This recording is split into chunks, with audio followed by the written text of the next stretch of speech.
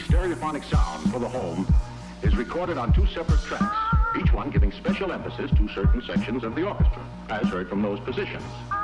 Now, when played back simultaneously on two separate systems, the sounds are blended together to achieve a new dimension in sound, impossible to obtain in a monaural recording.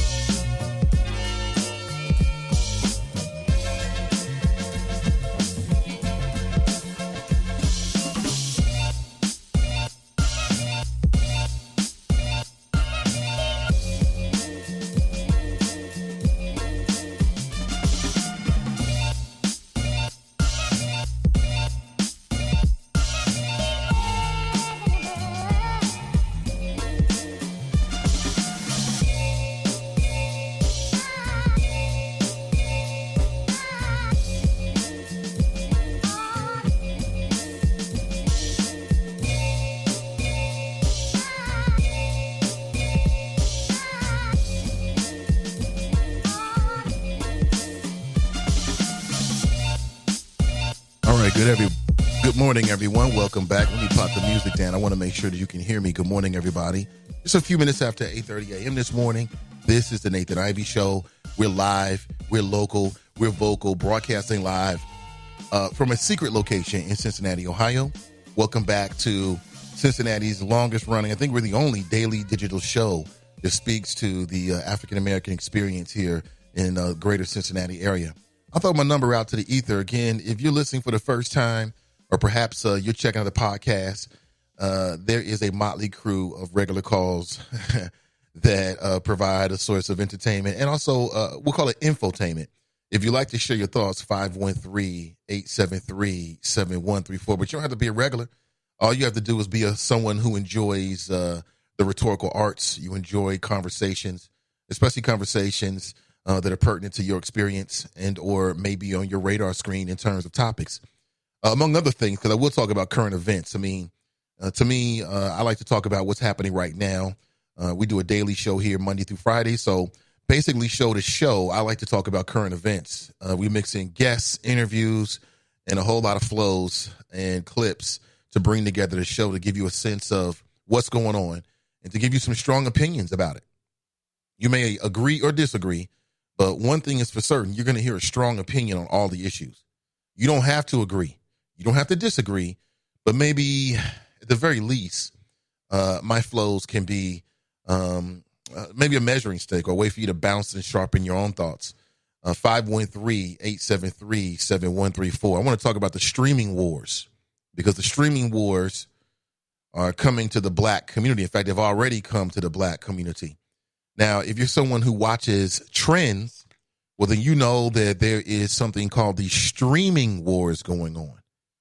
You know, it's not like it used to be in the analog days. You know, things are different. Most people, when they're getting their infotainment, they're getting it from a streaming service, meaning that they're streaming it online in a lot of cases, and or they are using the internet to stream, you know, the content. Netflix is a streaming service. Hulu is a streaming service. YouTube is a streaming service. These are all online platforms that you can only access by getting online, which is the wave of the future, quite honestly. And we see a lot of movement. I've seen a lot of movement in that over the last 5 years because, again, the success of Netflix has now spurred the creation of other platforms like Hulu, like Disney Plus, and others. And there's a real war going on to figure out, you know, how people, not even Americans, how people are going to spend their time if they're people that enjoy these type of platforms. I'll just ask real quick, are you on Netflix? Or do you have Hulu? Do you have Apple Plus? How many? I won't ask you if you are, but I will ask to say I'm curious about this most particularly. How many streaming services do you subscribe to? You know, a lot of people cut the cord because cable was inefficient. It just wasn't worth it. You got all these channels. You don't want all that shit. You have time to watch it. And a lot of people have reduced the bill that they're paying to their hometown cable company because they have cut out all of the viewing options and they're just rolling with the internet. I mean, just a move like that can save you $70, $67 a month. That's $600 to $700 a year for some ish that you don't even, like I said, I'm in the media every single day and I'm able to successfully do a show and stay pretty much on top of shit without cable. That tells you everything.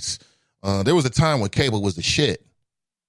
You had cable, man. I want to go over such and such house. They got cable. Now, as long as you have a phone, you got access to the world. Good morning to you. It's called it's a new reality out there. Everything is different. Dating is different. Relating is different. Communication is different. And how you spend your entertainment time is different. How many people are hip to something called Fox News? Fox News. Yeah, Fox Corp, parent company. Well, they've entered the streaming wars, and in particular, they want to get the attention of black folks. They started something called Fox Soul. Are you aware of this? You may be already aware of this, quite honestly, because they've been out for some time now, and they've got about 4 or 5 hours of daily programming, and it's all black people centered, all African American centered. They got a couple shows. They got a show with Keisha Cole's got a shows like interview shows, and I seen them before I was aware of what they really were. But when I seen that Fox, I'm like, wait a minute. Because when I think of Fox, I think of Fox News. But if you go back 20, 25 years, I mean, Fox was in the black entertainment market years ago. You know, and they got out of it. When Fox first kicked it off, they were doing urban entertainment. That's what they were doing. You know, all of their programming was centered toward black people, African Americans. And when they got popular, they switched up the game and started doing other things with the Fox Entertainment. Now, Fox News is different than Fox Soul or Fox Entertainment Group, but it's all under the same parent company. My question is, will black people hold Fox News against Fox Soul?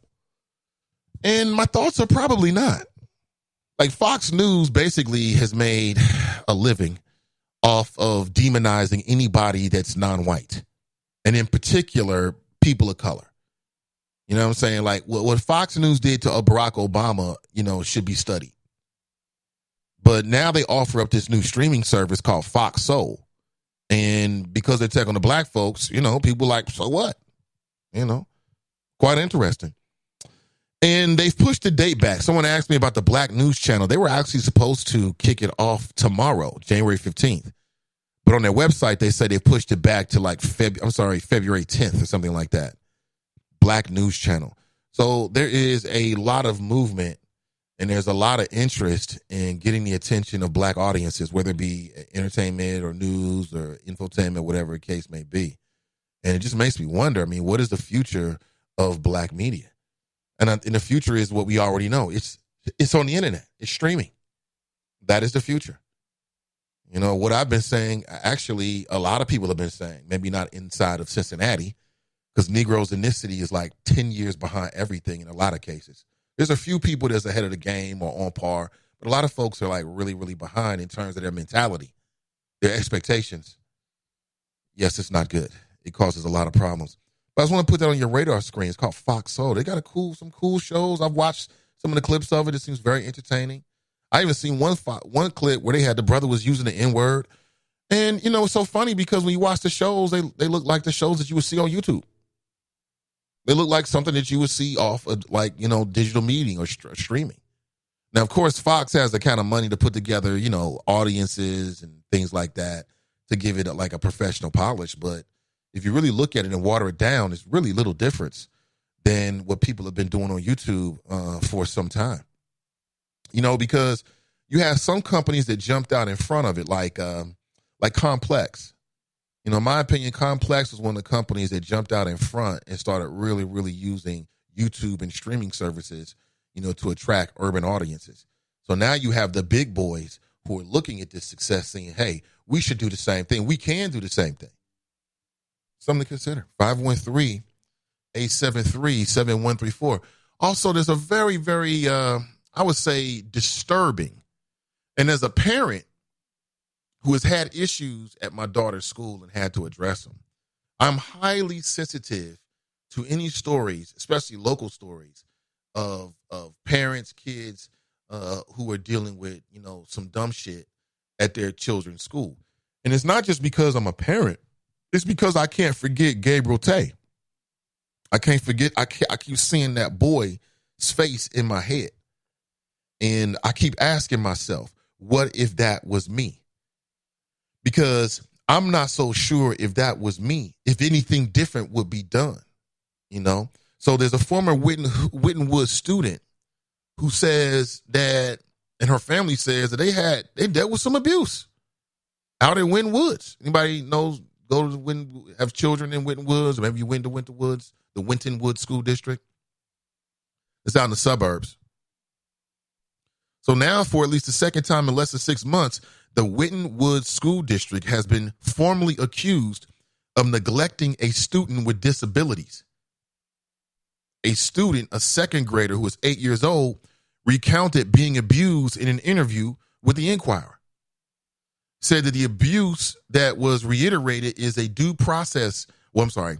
There's a complaint that the family has put forward via their lawyer now.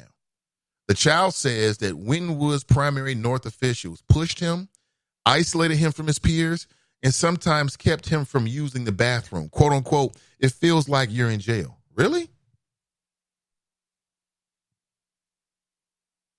The Inquirer also spoke with a former student who says that a Winton Woods employee asked her about her sex life and other inappropriate questions. The former student is 13 years old. Now, again, I think these are questions that if you're a parent, these are issues that if you're a parent raises a lot of questions. Like, to me, even if you don't live in Winton Woods, because my daughter's in CPS, the first question I have is, if this was CPS, what's your recourse as a parent? You send your child to school, your child comes back and tells you something strange happened. Well, who do you talk to? And then when you go in to talk with the adults, are they going to be receptive to it? In my experience, at my daughter's school, what I found is the adults is full of shit. I'm just being honest with you. And there's a lot of protecting the adults at the expense of the child. Now, that's just my experience. I don't know what your experience is, or if, Winton Hills is being any different. Some tells me that anytime you got a system with adults, you're going to have these kind of issues. You know what I'm saying? You're going to have these kind of issues. Could you imagine that? Your 8-year-old son comes home and tells you that they were pushed, that somebody pushed them at the school. Now, what you going to do? Now, as a man, my first inclination is I want to go to the school, confront these adults, and I want to push them. That's the first thing I think of. I'm really big on the reflection method. I feel like whatever somebody does to me, I can do to them. That's how I feel. That's how I was raised. But, of course, you can't do that. You're not supposed to do that in a civilized society. You might get yourself arrested or barred from the school or some other, consequence that ultimately, would separate you from your child. That's why a lot of these parents don't do that kind of stuff. They feel it. They don't do it because they're afraid of the consequences. But what about the consequences for the people that do wrong stuff for your child at a public school? What are those consequences? Again, I'll say, Gabriel Tay, say it again. I'll say it again. What if that was you? What if this was you? I mean, as a member of the media, I think at the very least, I want to make sure that people are aware of it. I'm not sure if there's any people listening who have children that attend Winton Woods School District, or you went to Winton Woods.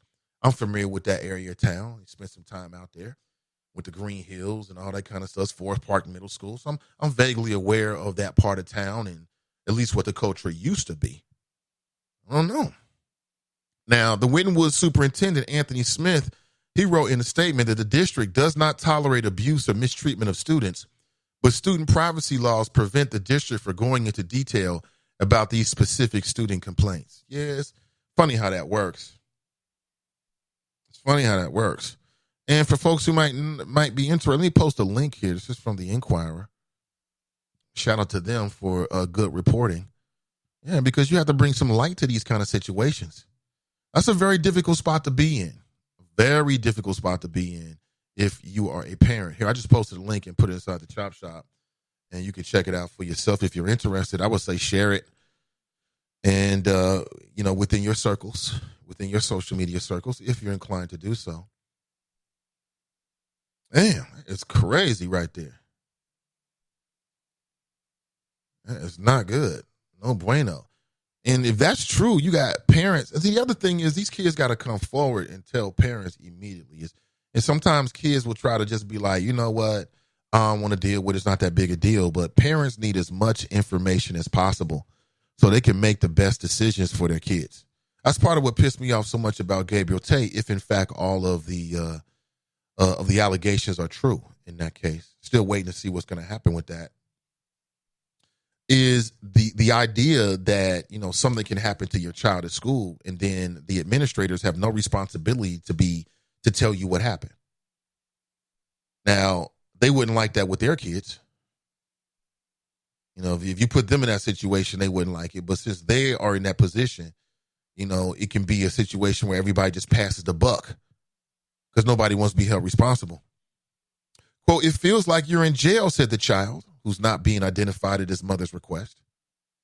That's a bad situation, man. I mean, I've talked to white and black parents of, and I don't know their backgrounds in terms of socioeconomics and what their job is and all of that. But I've talked to white and black parents, and this has nothing to do with Wynton Woods, but with CPS, who feel as if they don't want to say something because they're afraid of retaliation. They're afraid that, like, something's going to happen with their kid and all that kind of stuff. And I guess all that's possible, but I just cut from a different cloth. I don't really see all that. I don't see all that. I don't see things quite that way. I see things differently. To me personally, I don't really think you get shit done being quiet about it. I don't think that happens. I think when you're quiet about stuff, then you allow people to think, oh, it's okay. That's what I think. I could be wrong about it, but I've talked to parents scared of their boots. Didn't want to talk with the media. Didn't want to talk. I mean, on a hush-hush Q-tip, like, hey, Nate, before I say something, because they're afraid. I'm like, what the fuck are you afraid of? I don't get it. But I know it's real. I know it's real. Man, and we're just talking about a black student, as if I really had to tell you that. Are you not surprised by that? And apparently the parents, they decided to move out the district. And they move somewhere else. So I just don't know how seriously this kind of stuff is taken care of, you know, when this happened. And I'm not comparing CPS to Wynton Woods because it's different, but it's the same in the sense that they, you know, public school and they dealing with kids and parents. You know what I'm saying? How much different could it really be? It's really a degree of like scale. Like one is much larger than the other. Other than that, everything else is the same. You know? But what if that was your child? Let me move on. Shout out to Brian. He posted something in the Friends page about 15 hours ago that really caught my attention. And there's a young sister named Nakia Grooms. And she was actually nice enough to spend some time with us on the show when she opened up her new bar. Well, apparently the bar is closed now. 6 months into the opening of the bar, apparently she's saying that she had a lot of complaints. And then basically the locale that, you know, the bar was in here in the Cincinnati area, you know, they basically came and told her that she had too many noise complaints and basically it was shutting her down. And, you know, she now has a GoFundMe up. I'm going to reach out to her and try to get the details. I mean, she was nice enough to come on once. Perhaps she'll spend some time with us again and just let us know what went down here. You know what I'm saying? But here's what she wrote. 6 months ago, my dream of finally becoming my own boss and owning a bar came true. I didn't know much about St. Bernard, but the previous owner was nice and willing to give me a chance, so I jumped in head first. My name is Nakia Grooms. Just recently, I arrived at my business to find the locks changed and a closed sign and a police business card attached to the sign. I was told that there had been hundreds of noise complaints against the bar and that a meeting was held with the police chief, a lieutenant, and the building owner at midnight, and this was the outcome. What? So why didn't the business owner contact his tenant and say, hey, listen, you know, here's what's going on? I mean, I think that perhaps he should have contacted her when they contacted him. She should have been a part of the conversation. But at the very least, she should have got a text message, an email, Like if decisions like that has been made, just out of pure courtesy, you know what I'm saying? You don't want the business owner to come up and get the information when they see the damn thing on the door. What the hell is that? What's that all about? Let me pick this up. I was told that there have been hundreds of noise complaints against the bar. See, again, I have never been to the bar. I've driven past it several times. I wasn't there on the busiest nights, so I can't tell you if it was a noise nuisance or not. But I don't know. The more suspicious and cynical side of me is already percolating right now, but I'll read more. Yada, yada, yada. The chief informed me that St. Bernard was a quiet town. And with the people that the bar is drawing, the city is unwilling to bend to the party scene. Mind you, there's a bar next door to me. So wait a minute. So the chief told her that St. Bernard is a quiet town. Is that right? What does that mean? Is that code word? Is he talking in code? Quiet town? What do you think is going on here? And that the people that the bar is drawing, the city is unwilling to bend to the party scene. The city is unwilling to bend to the party scene. So are you telling me there are no bars in St. Bernard? And if they've already got bars in St. Bernard, I mean, are there some restrictions? Is it an open bar? I mean, I've got a lot of questions. I really, really do. Let me see here. Mind you, there's a bar next door to me. I've asked multiple times for the written complaints and have yet to receive them. We have never had emergency response call to that bar. Nor there have not been any physical altercations that the police have had to break up. And no one has ever been hurt in the 6 months that we've been open. The fact stands, as one of the lieutenants told me. Hold on a second, John. Hey, John, hold on 1 second, man. I'll get to you in 1 second, brother. It's John calling in. I know he ain't paying attention. He don't know what I'm talking about. Let me see here. The fact stands, as one of the lieutenants told me, they consider their town Mayberry, and that's the way they want to keep it. I have obtained myself a lawyer, but with the imminent termination of my only source of income, money has become scarce for a single mother with 3 children. I'm asking with the most sincerity in my heart that you donate toward legal fees and getting this situation resolved. Thank you. So she's got to go fund me up. And I see some people have already been commenting on this. Well, let's say, listen, let me deliver a flow just based upon the things that I just read. Okay, if in fact everything that she said is accurate, let me just work on that assumption. And it is an assumption at this point because I don't have any facts. That's a goddamn shame. So they never got any emergency calls that came there. I'm sure they did receive calls. Let me go here. What are the racial demographics of St. Bernard? And do you think that is playing a factor in this?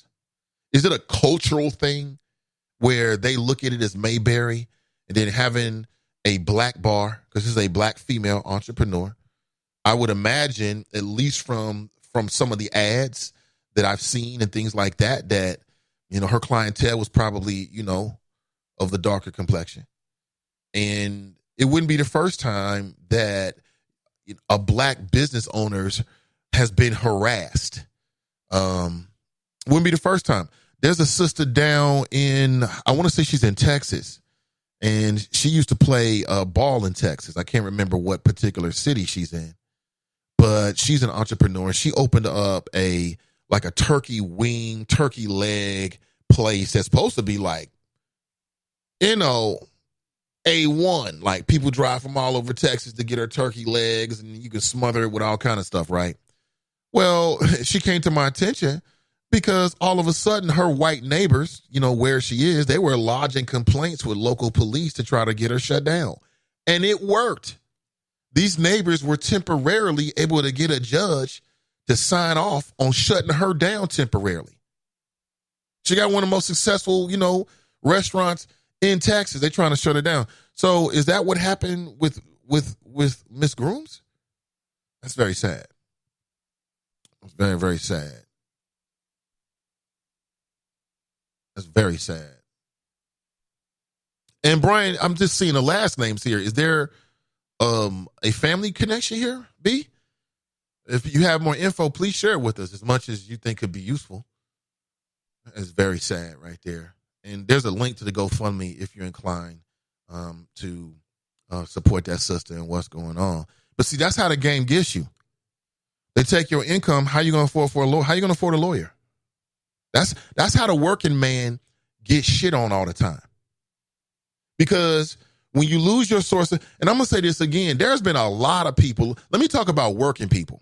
Working people that's got to work every day to feed themselves, to keep a roof over their head. You get in a situation where you lose your job. How can you afford a lawyer? How can you afford a lawyer? That's your only source of income. And you better believe that, executive managers, people in positions of authority that do these kind of things, they know that. They know that. If legal representation was more affordable and to working class people, then you'll see more lawsuits. No doubt about it. It's a lot of people out there that's been wronged. They got effed over. It's a lot of people, but they ain't got no money. They can't afford it. I mean, you can have the most evidence, you can be dead right, and if you ain't got no money and you can't get effective representation, it don't matter. It might as well not have happened. You know what I'm saying? That's how they get you, man. That's how they get you in this culture, man. There's a lot of people that's had stuff that happened to them. They had their jobs. They had a case. They ain't got no money. Been a lot of entrepreneurs that's been pushed out. They got a case. They got no money. They can't fight it.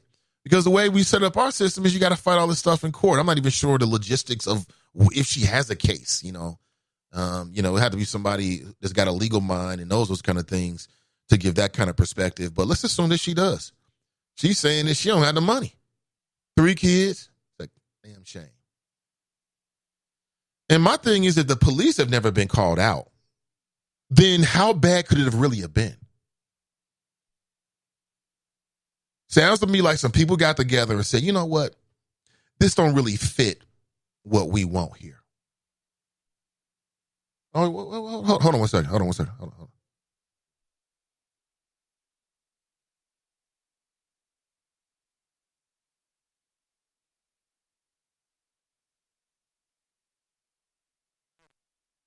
Had to pot that down. I always got to greet the wifey when she's leaving. Where you going? Look at her. Okay. But back to this. 513-873-7134. Tony writes, St. Bernard is another Mayberry. Over the years, I've worked frequently around the area, and they try to act like a town lost in time. In fact, I know personally some people who think the word colored is okay. Is that right? So St. Bernard is like a town. St. Bernard. Hey, John, hold on 1 second, man. I'm still setting up the show. I appreciate him. Put John on hold. So St. Bernard is like a Mayberry, huh? Is that how they treat you in Mayberry? I don't remember that episode. I don't remember the episode when, you had an honest entrepreneur that came in, they ran their ass out. I don't remember that episode. You know what I'm saying? I remember Don Knotts doing a whole bunch. Is that his name? Don Knotts? Doing a whole bunch of goofy-ish. I remember that. I remember Andy was a nice guy. But, hold on, I'm getting a message. I remember Andy was a nice guy.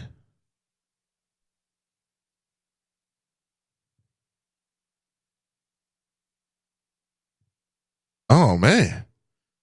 Right. That's cool. That's big. Man. Have you heard the rumors about who's coming to the Cincinnati Music Fest? I think I can share this. This is a rumor. I'll share it with you in a second. Some big names. Wow, that'd be big. But back to this. So I never remember that episode of Mayberry when they was all doing the racist shit. I don't remember that. I don't remember none of that. I must have missed that. I remember, his son was, what was it, Andy? Maybe, I don't know. It's been a long time. I don't remember this crap. I just got over 8 seasons of Game of Thrones. I can't remember Mayberry. But I just want to raise awareness. If you're not, thanks for posting it, B. Appreciate it. If you got any insight that you feel comfortable sharing, please share it with us. And damn, it's a damn shame. I wonder if I can get a little nosy about it. Make a few phone calls just to see what people have to say. I mean, that's what media does, right? The chief informed me that St. Bernard was a quiet town, and with the people that the bar is drawing, the city is unwilling to bend to the party scene.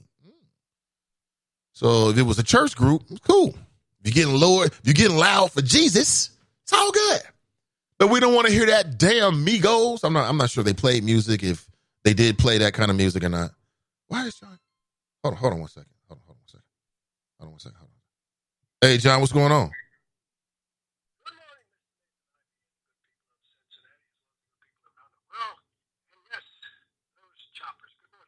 Hey, John, great, man. I'm doing great. Hey, listen, can you hold on for 1 second? Because you're not on the air yet. I'm on it. They can hear you, but you're not plugged into the board and everything. I'm still kind of setting up the topic.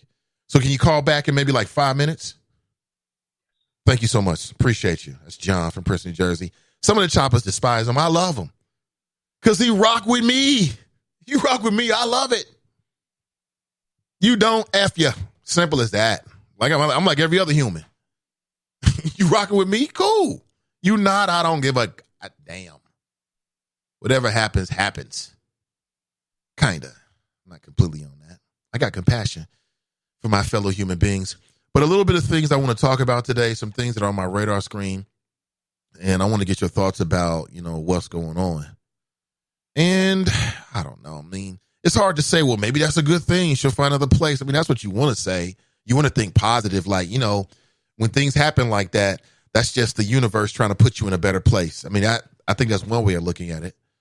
That's one way of looking at it. But what do you think so far? 513-873-7134.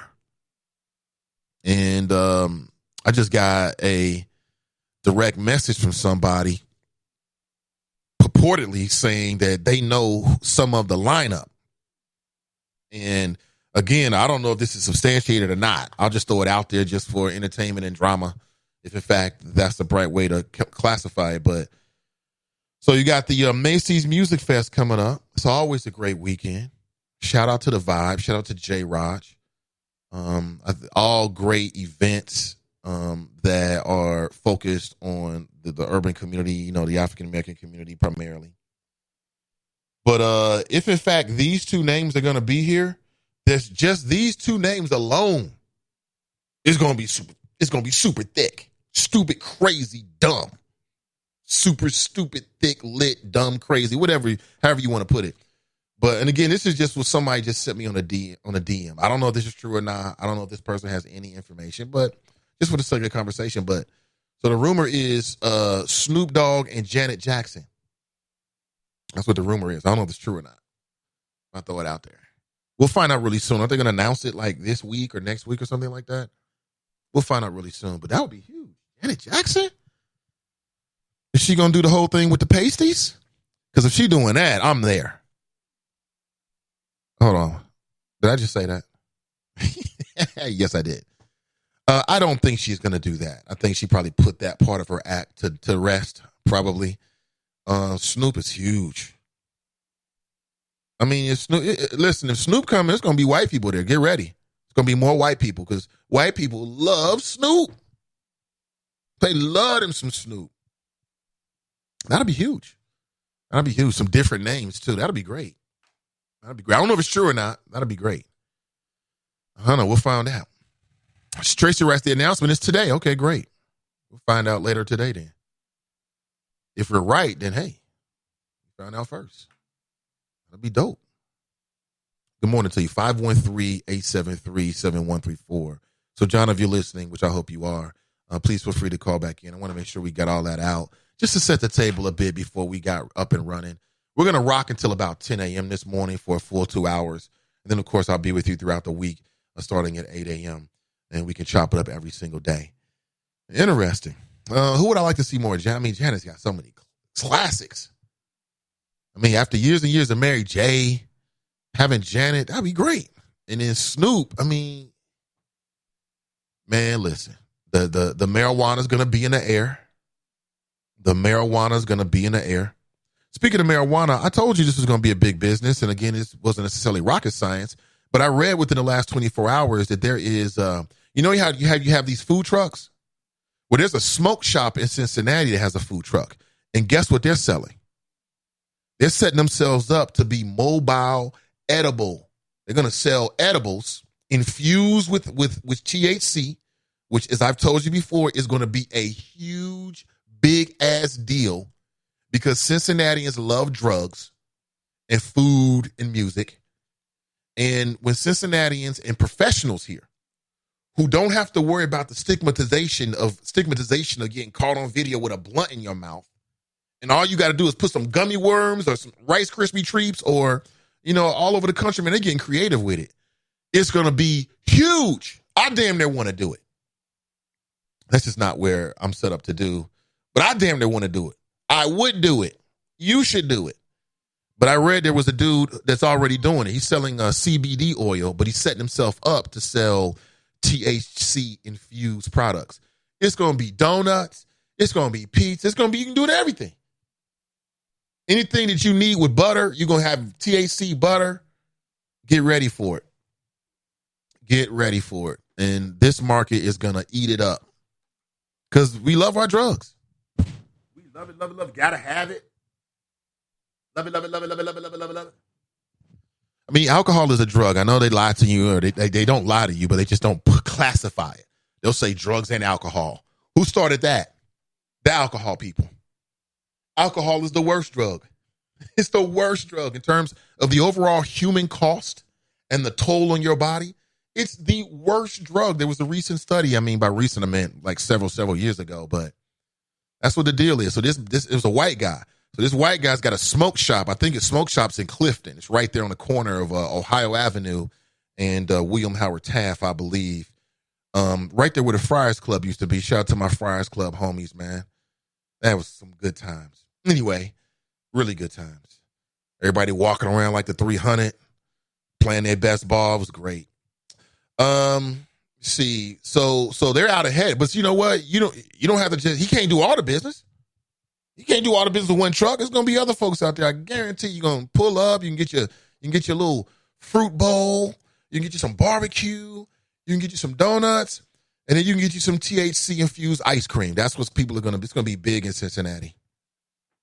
It's gonna be big. It's gonna blow the lid off the industry. Get in quick, my friends. All right, go back to the phones. We do, and let's welcome in John, who's been very patient. John, thank you for your patience and welcome. Good morning, Mr. Nathan Ivey and the good people of Cincinnati, as well as the good people around the world, and yes, those choppers. Good morning to you, sir. Good morning to you. Great flows this morning as you set up your shows. An interesting story, and I know you haven't touched base on Cory Booker dropping out yet, and I'm sure that's coming up. Good riddance, goodbye. We'll touch base on that, as well as other topics. And I did, as you were talking, I was listening to your comment on that Fox Soul. I did click on the website and look at a couple of video clips. Interesting. Some of the clips I've seen on that website, I'm getting the impression they're focusing more on the, I say, 18 to 24, 25. But I'm sure as the show expands and they get complaints, if you're gearing your audience to black people, you better be focusing on the 25 up to 60. I'm going to watch them a little bit and see what they do and see how they focus their energy and their platform. And now I'm sure they know a major election is coming up. Let's see how their platform and their shows are set up in that direction. Believe me, it's not a coincidence that it's 2020. And now Fox is doing Fox Soul, trying to attract black viewers. I don't think that's a coincidence. Well, I'm sure some of the people some of the African-American community that work for Fox across the country probably sat at the boardroom tables and complained about, you want the black vote, then you need to be focusing your resources and your monies to the black community. And yes, you were right. Streaming is high profile and it's the most important thing, and that's the platform. And that's why John from Princeton 10, 15 years ago built purehistory.org focusing on history. So I'm going to be watching them very closely to see if they need any of my material in their system, and we shall see.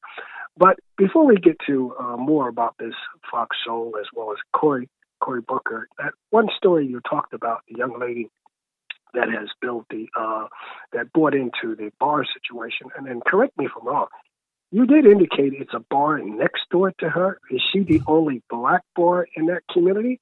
Or is there another bar? I believe you indicated it's another bar next door or a couple of doors down. Right. Is that police chief just focusing on her, or what about the other bar next to her? Yeah. I wish I had the answers to all those questions, but I do not. The only reason why I know and even said that is I was reading a comment that I think was from her that was posted on social media. But I've yet to speak with Ms. Grooms herself, so I don't know all of the story. Well, I hope you can probably get her on your station before the week is out, so we can hear her answers to some of the questions I'm sure that you may have, because it sounds like there's a lot of racism. Texas have a history for that, going all the way back to slavery. We don't want to get into that, but it's a pattern, and it sounds like she's the African-American dog in the community, and somebody wants to shut her down before she can even get going. And I wonder if that owner that she bought it from knew there were issues with either her bar or either that bar or the bar next to them, and he basically just wanted to get out because he got sick and fed up with the local community, probably harassing him as well as the police chief. So something sounds like it stinks in High City and something is not right, and hopefully she can fight it.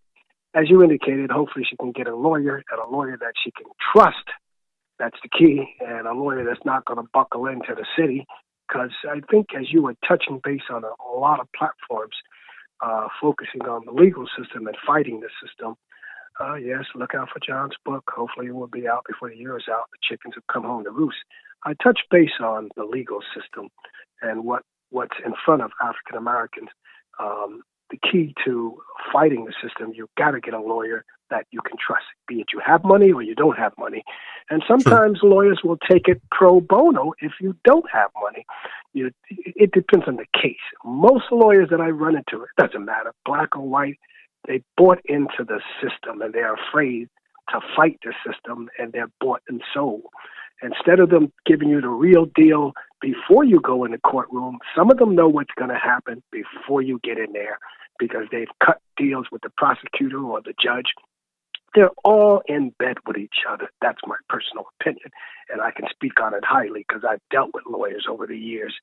So, I see what's in front of me, and I'm going to talk about in my book what happened to me over the last maybe 10 years dealing with the legal system. I'm not tipping my hands because I don't want my enemies to read about it, get a glimpse of what's coming down the pipeline before I even release that book. But, it's all about, yes, you're right. You have to have money when you're dealing with lawyers, every case is differently. In every case you can fight, but you got to find a lawyer you can trust. Because once again, I've had problems with lawyers, some good and some bad, but it's finding one you can really trust that is not afraid to fight the system. Because the system in front of us is set up for us to fail, not for you to win, as we saw what happened to Miss Hunter and what she had to deal with for 5 to 6 years. The system was set up for her to fail because they didn't like it that she wasn't bucking to their system. So following her case was very, very interesting, and I'm sure, I don't know if you had a chance to get her on your airwaves, and she can probably break down a lot more as to how the system is and how it's set up. Yeah. Well, not since she's been out. I interviewed her before she was incarcerated for that 70-day stretch, but not since she's been out. Well, I hope you can get her on the airways now that she's out and she's speaking her mind. She's been on Lincoln Ware show a couple of times. I happened to catch her, and she's not afraid to talk about it, and she's not holding her tongue. And I think she's still fighting to bring some credibility and not allow the system to smear her name. And I think she's got the backing of elite blacks behind her, which is very important, for us. To have a support platform behind you that's not afraid to fight the system. we've been brought into this country to fail, and it's good that some of us can stick together and fight the system. Okay, let's get to Cory Booker just before we get to that foxhole. Good riddance, goodbye. Just like him and Kamala Harris, goodbye, goodbye, goodbye. Come on, Cory Booker was only there. He wasn't going to get to the big dance. He only was there to possibly allow the country, people across the country, to know who he is, to see who he is. If anything, Cory Booker may or may not get a cabinet seat depending on who he supports. And he won't tip his hand as to who he's going to back until it gets close to November. So, like him and Miss Harris, they're only in the dance so they can get a cabinet position. That's all I saw. I saw that, I'm surprised he even lasted this long. She got out the same way. So, I'm not surprised. Isn't Cory Booker, isn't he the senator from New Jersey? Yes, he's a senator from Newark, New Jersey, right? He's about an hour drive north of me. So that should be your guy. That's your guy right there. Yeah, but, to get to Cory Booker, you got to have, I do like Cory Booker in a sense because he's open door. He's very approachable. Some of these black congressmen and senators, you cannot approach them because they got their lynch people around them. Cory Booker has been a very approachable guy, no matter where he's at. Yeah, that's a good thing. It is a good thing. But still, you have to know somebody to get into his office and to introduce you. He's very open, and from what I was told from several people that know him, that said he'll listen to anything. He's that type of guy, which is fine. But I saw after Barack Obama, America is not ready for another black president. I'm sorry. And I may not see it in my lifetime. But after Barack Obama, okay, you can debate and argue, well, he didn't have control of the Congress and the Senate. Yes, that's correct. He didn't. And the rascally Republicans made it perfectly clear they wasn't going to let him get nothing done. And they didn't. So, we don't know how great Barack Obama possibly would have been if he had control of the Congress and the Senate. But I think America was not ready for Cory Booker or Kamala Harris. They said enough is enough. Yeah. Let's go in a different direction. Well, maybe Cory and Kamala thought that they were like Barack Obama 2.0, but it doesn't mean that you're going to have the same connection with people. And neither one of them had that kind of connection with enough voters. They weren't speaking to. They didn't really excite people the way Barack Obama did. Sometimes it's like that. I agree with you, but if you listen to both of them talk when they were on the road, to me, it was recycled speeches to me, stuff that I've heard before many, many times. And as you indicated, yes, you're right. They wasn't exciting nobody. They wasn't saying nothing similar to what Barack Obama saying, or saying something a little bit different. What was Barack Obama's platform? The big sign, change you can believe in? No, I don't think so. So, and now all of the nayhays that were telling me to shut up just before Barack Obama came in office, telling me to stop knocking him. And I kept telling people, are you going to see him for what he is? Well, 8 years have gone by. Barack Obama's out of office, and the same nayhays were telling me to shut up or screaming about Barack Obama. The same ones that were telling me to shut up or screaming, saying the negatives. I'm like, a little dollar late, a dollar short. Screaming, telling you to vote, John. That's what they were screaming about. But listen, listen, yes. I got to make a move, brother. I appreciate your call. Okay. And you should take a closer look. If you haven't looked, I'm sure you have. More look at that Foxhole. Very interesting platform. I just told you about it. Yeah, I'm taking a closer look about it. Look at it. Yeah. Anything that goes on with media and black folks, I'm watching. Okay. Have a nice day. Yeah, take it easy. You tell me I should take a look. I'm told you about it. John is hilarious. He said, you know what? Take a closer look at the thing you just told me about. Okay. Okay, I'll try my best. It's going to be hard. Oh, man, I love John. I know choppers be falling asleep. I love me some John.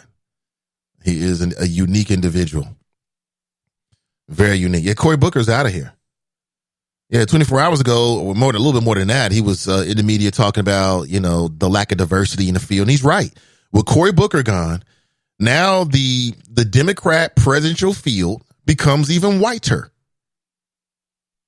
And considering that the vast majority of African Americans identify with the Democrat Party, that's an interesting contrast.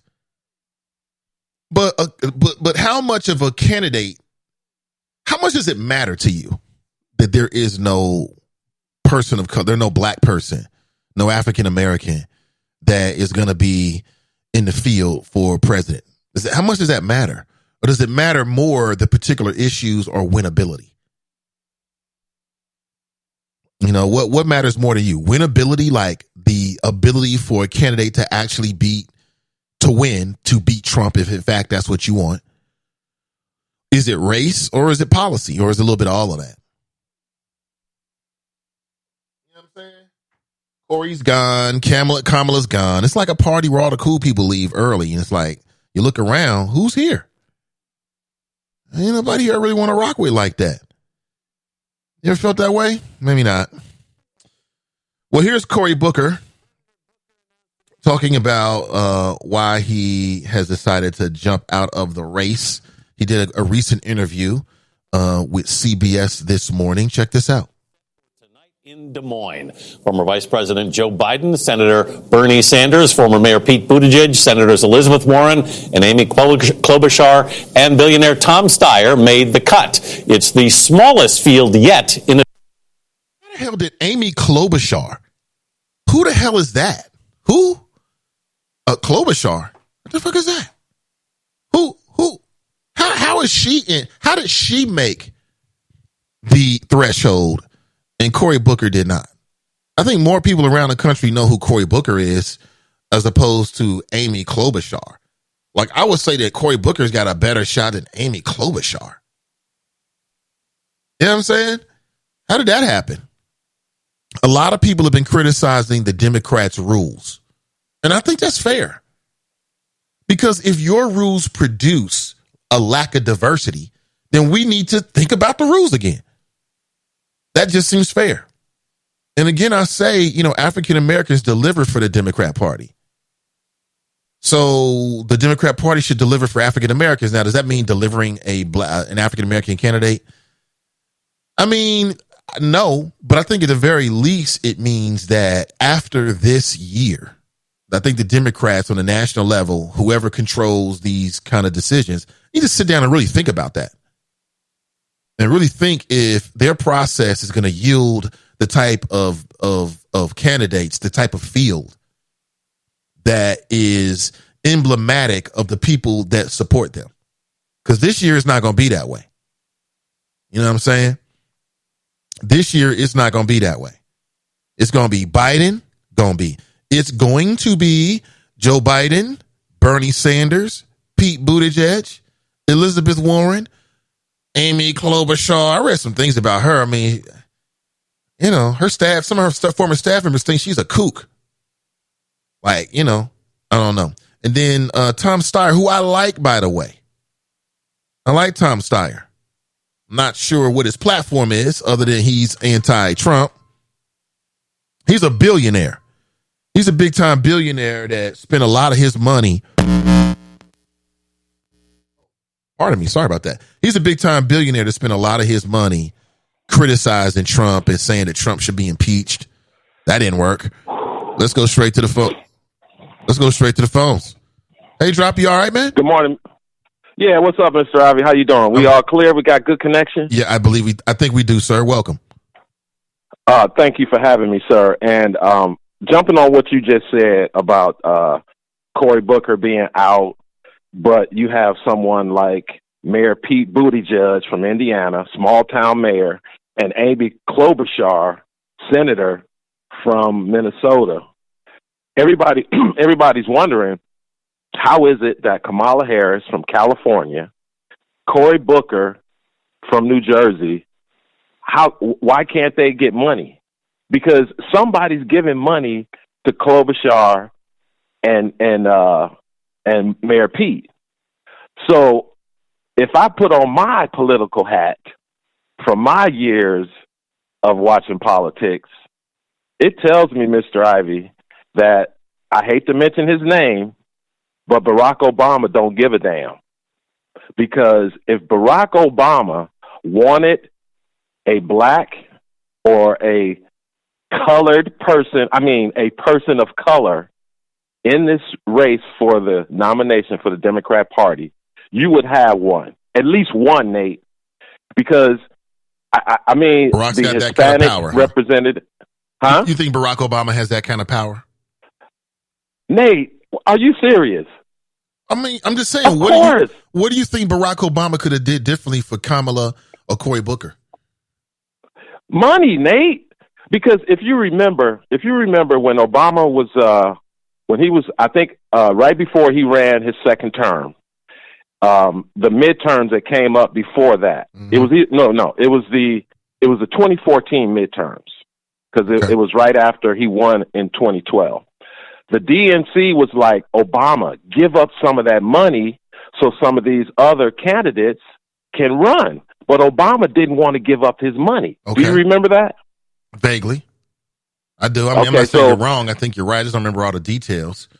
Because he has some campaign money left over. But how would that help Cory and Kamala? Because, first of all, you got to remember the database that the Obama campaign collected in 2008 and 2012. Okay. And there was Roland Martin had a show with Maxine Waters on, and they were talking about this exact issue about all this data that the DNC and the Obama campaign had collected via social media, Twitter, Facebook, and all these other things. And Obama has that. He still has that database, Nate. That's and his database. He's sharing it with somebody. Huh? That's his database. You're saying he could have shared his database. Yeah, he shared. He gave some money. Some people are saying that he's backing Mayor Pete. Because you have to wonder, Nate. Now, you can kind of understand Amy Klobuchar. She is a sitting senator. You can understand how she can get that kind of money. Yeah, but so is Cory Booker and Kamala Harris. They're all sitting senators. But I understand that. But my point is, where did Mayor Pete get his money? Somebody had to share some type of database or a mailing list or something for him to get money from either the big money bundler donors or the small money donors.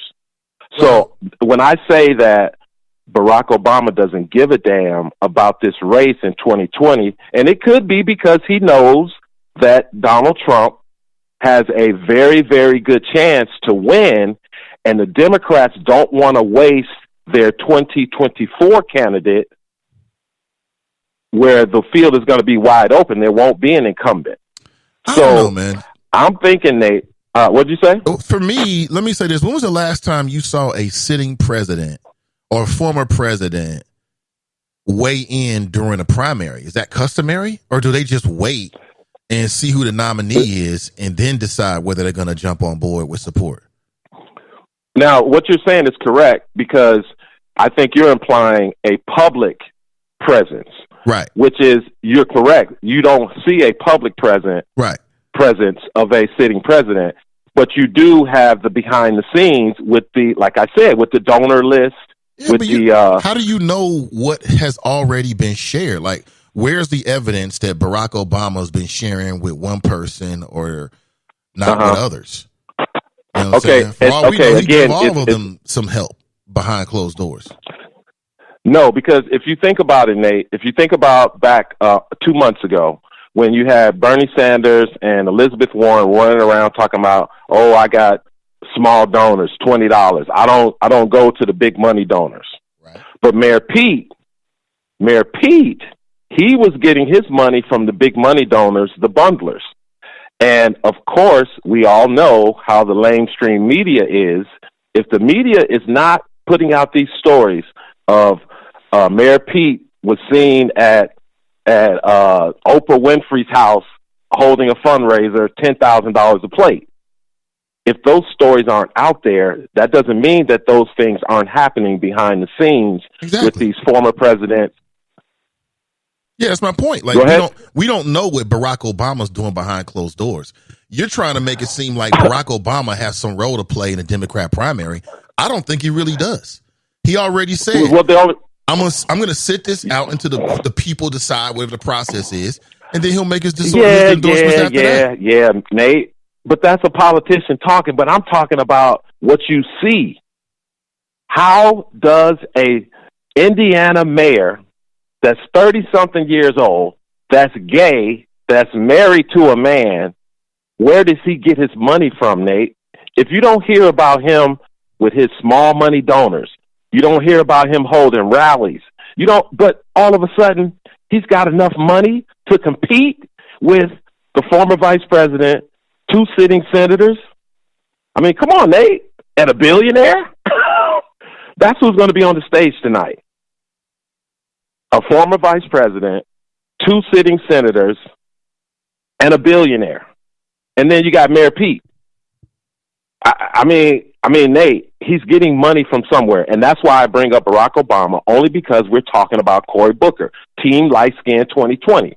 Now, they are going to be on a new team now called Team Token, because all these white candidates, Nate, they know the importance of the black vote. But see, black people ain't going to fall for that token stuff.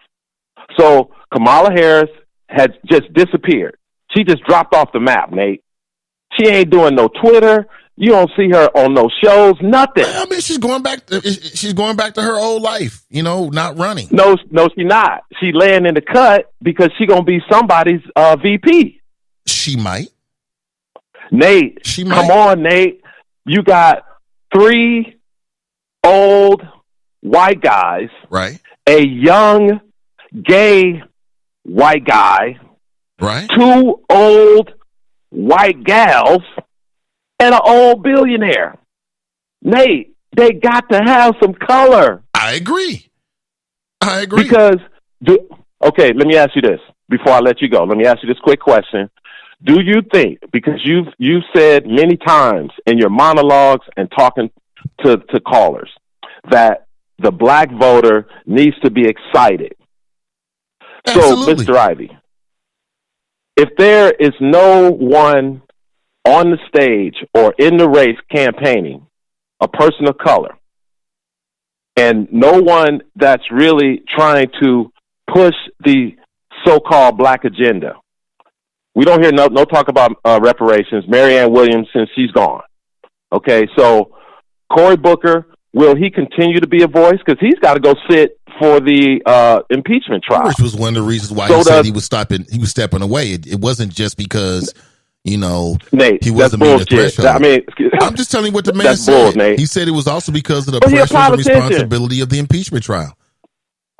Well, then why didn't Amy Klobuchar and Bernie Sanders and Elizabeth Warren drop out? Well, I mean, I wouldn't compare those 3. I think Amy Klobuchar has less of a chance than the other 2. The reason why Bernie and Elizabeth are still in there is because they got a real shot at getting a nomination. So why would you give up? Everybody on the stage tonight, except for Tom Steyer and Amy Klobuchar, have a chance. It's only 4 people in the race, Nate. Mayor Pete, Crazy Uncle Bernie, Sleepy Joe, and Elizabeth Warren. That's it. Those are your 4 finalists. But see, Nate, the pundits are saying that you could have a broker convention for the Democratic Party. And if there's a broker convention, it's going to be one man that's going to be the kingmaker. And that one man is Barack Hussein Obama. Drop Squad 52, dropping science to anyone who wants to catch it. Get your game up, Mr. Mahler. Peace. Peace. Appreciate you. And we'll go ahead and rack them. Okay. I hear what you're saying. You said they need some color. I don't think that black voters are just going to go with a black face, though. I mean, it'll have to be more than that. It would have to be someone. I mean, I think. So let me ask you this. Would you be more excited if one of the Democrat candidates who was going to end up being a non-person of color, would you be more excited if they chose Stacey Abrams or Kamala Harris as a running mate? And who has more electability? Like who actually helps the ticket? I don't know. Some tells me that Stacey Abrams would be favored by more people, by more black people than Kamala Harris, just because of their recent histories. I mean, Kamala got a lot of questions in terms of when she was prosecuting people. Okay, she got a lot of question marks there, and she can't wipe that away. Stacey Abrams does not. I mean, she looked upon as, somebody fighting for voting rights, down in Georgia. So we shall see. We shall see who they choose, if they choose, and how this all shakes out. But again, I mean, he was right. I mean, it's really a race to those four people. Bernie, Warren, Buttigieg, and Biden. And over the weekend, I read another news story from a credible source that suggested that the majority of the black vote is with Biden. Matter of fact, he was like hugging some black dude, and they were walking somewhere. I don't know if it was a parade or it was, I don't know, whatever it was. And so that all is what's being reported. But again, enough of that. Let's go back to your chat here. Let's greet the choppers this morning. We way over. Then we'll talk to Cory Booker, or we'll hear from Cory Booker. Cassandra writes, "Hey choppers." Hey, good to see you, Cassandra. Mason Marley writes, "Morning, Nate and the choppers. Clean bill of health and ready to attack to attack like Mike Tyson with his license back." That's good to hear, man. Ray writes, "Grand risings all." I mean, the clean bill of health. Pat writes, "Good morning." Brenda writes, "Happy Tuesday." Terrence Graston writes, "Good morning, everyone." Tony writes, "Good morning." Jared writes, "Good morning, hashtag Team and I." The Minister of Information is here. What's up, Nate? Good to see you. I see Shang Tsung's in the house, straight from Mortal Kombat, here with us today. Writes, "Good morning, choppers. I'm channeling the energy of all the sucker MCs I've downed. Hashtag alt middle is for the children. You are immersed." Taylor writes, "Good morning. The cable companies initially sold us door to door on the concept of no commercials.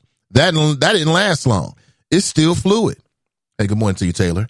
I cut the cord back 2 years ago, never looked back. And what I realized is that I watched a whole lot less TV than I thought I did. I thought I watched more TV. I don't really watch a lot of TV like that. I'm a streaming person. I want things when I want them. When I get ready to watch something, I want to hit the play button and watch it. And that's the reason why streaming is the future. That's the reason why Hulu and Netflix, that Netflix business model was so popular. It was so popular. It was so profitable that Disney said, you know what? We're going to start our own. Hulu, we're going to start our own. And now others. So earlier I was talking about the streaming wars coming to the black community because Fox, they want to be friends again. You remember Fox Entertainment? It used to be our friend 20 years ago. It's creating all those funny sitcoms and like all of their lineup primarily seemed like it was, tailored for the black community. And then they got out of the black entertainment business completely. They went from everything was urban to nothing was urban.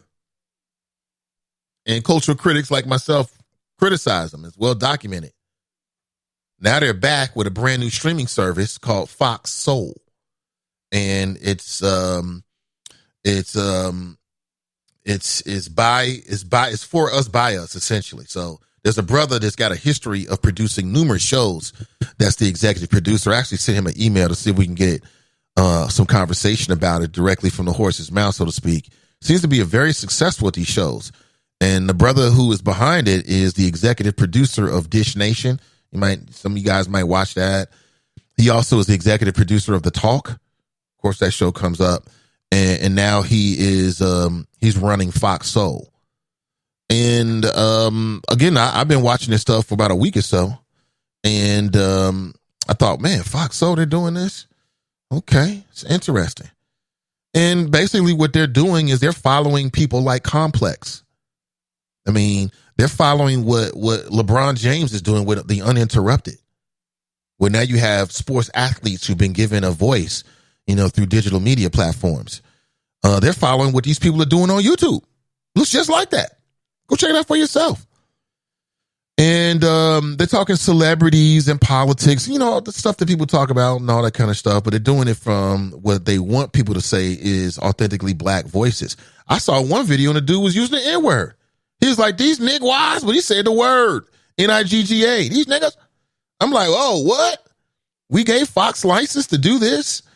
And they got some shows on there right now. So, for instance, they got a show on there with this woman named Claudia. And she used to be like a supermodel, a video vixen or something like that. She was on a reality television show. And then she got the big exclusive interview with April Jones, Remember April Jones, Loving Hip Hop? Now she tried to play Omarion, broke up B2K. Now, you may not care about that, but judging by the views, there's millions of people who do. So that's the angle they're taking with it. And I think they'll be successful. But my question is, are people going to hold... As a black person, I understand that Fox News make millions of dollars off of vilifying people that look like me. So now I'm supposed to put that to the side and go over here to Fox Soul just because I see all black people? That's a little hard for me to do. But at the same time, these folks are just trying to get jobs and do their thing. They didn't do it. You know what I'm saying? They weren't working with Roger Ailes. But again, I mean, how are you going to spend your time? You know what I'm saying? Like right now, the center for gravity in terms of like a pop culture sense is the Breakfast Club. Speaking of which, they just had a dynamite interview. I'll tell you this much, man. I don't know who's doing the promotion for Bad Boys 2. I'll be there. I don't know if I'll be there the opening weekend or not, unless I come up on some free tickets. Speaking of which, if I do, of course, I'll share them with you first. You know what I'm saying? I may have some tickets to the Bad Boy 2 premiere, and again, I'll just share them with you. I mean, I'll just first come, first serve, maybe. Maybe we do some trivia or something like that. But I don't know who's doing their promos, but they hitting all the shows. All the digital shows, they doing. I see Will and Martin together doing these interviews.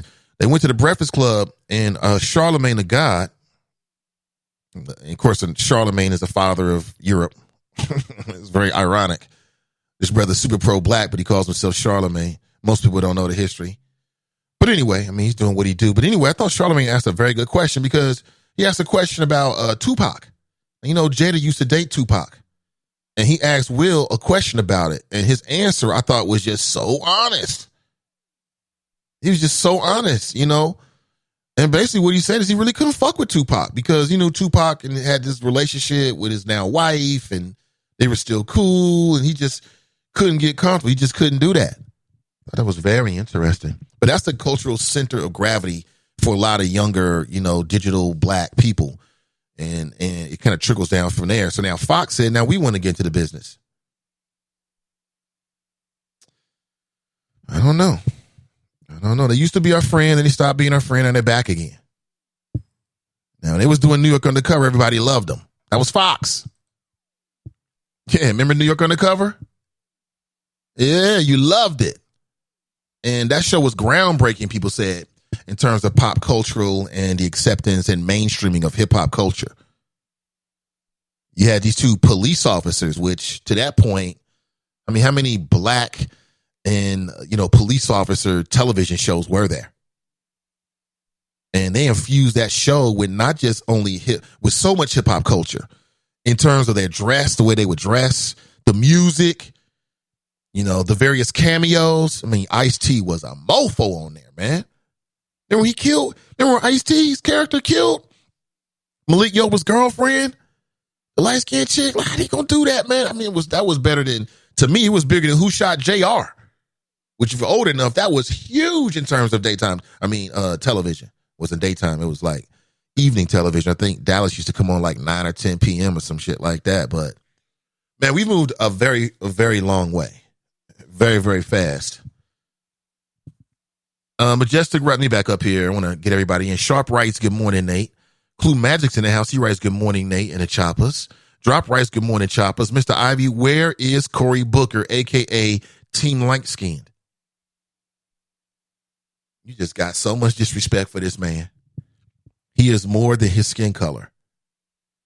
How do I feel about Cory Booker? I mean, I wish there was more diversity in terms of the people who actually had a chance of getting the Democrat nomination. And when I say diversity, I'm just talking about not just like racial diversity, but just a diversity in terms of their opinions and how they're going to deal with the issues. You know what I'm saying? I'm just telling you. Got a big debate tonight. Biden, Sanders, Buttigieg, Warren, Klobuchar, Steyer. How many people are going to be watching? Is there a game on tonight? And in terms of, so they're going to be in Iowa, right? So they did a poll in Iowa to see like who would be your first choice for Democrat nominee. Would you like to know? Coming in last at 4% is Steyer. After him at 8% is Klobuchar. After her at 15% is Warren. After her at 70% is Buttigieg. After him at 18% is Sanders. And at the top, at 24% of the respondents in a poll that was done in Iowa, asking them who was going to be your first choice for Democratic nominee, they chose Biden. And it is what it is.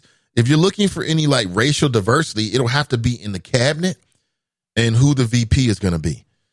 And Drop seems to think that the candidate, whoever the candidate is going to have some diversity as a VP. Do you agree with that? Do you agree with that? And what about Bloomberg? Bloomberg's not there. He's a billionaire. Now, the thing about it is there's 12 candidates left, but only 6 of them are going to be on the stage. And if you're not on the stage tonight, then people are going to not even know that you're even running. The field is 12, but only 6 people qualified to be on TV. That seems to be very interesting to me. It's very interesting. And Cory Booker is done. He sat down most recently with Gayle, who is yummy at 70. She's yummy at 70. I'm just going to tell you, I met her once. And she was walking through the crowd like a queen. And I'm like, oh, snap, that's Gayle. I'll be honest with you, she looked a lot better in person than I thought. I'm like, damn, she pushing 70? What in the hell are you eating? Where you live at? And she had her assistant with her. I walked up to her, introduced myself, as I'm sure everybody does, and then kept it moving. So I touched Gayle's hand. After Senator Cory Booker Here is a clip from CBS this morning. Check this out. Cory Booker joins us at the table to discuss. I should be full disclosure here. We've been friends for a very long time. Very long time. So I can't pretend like I don't know you. Which also means you cannot use any of the information that could destroy my career. Oh, I make no promises about that, Senator. Yeah. But I think a lot of your supporters, Cory, thought you would at least hold out and wait till Iowa. What was it that you saw, that you felt, that you realized that now is the time? Well, it was a 2x4.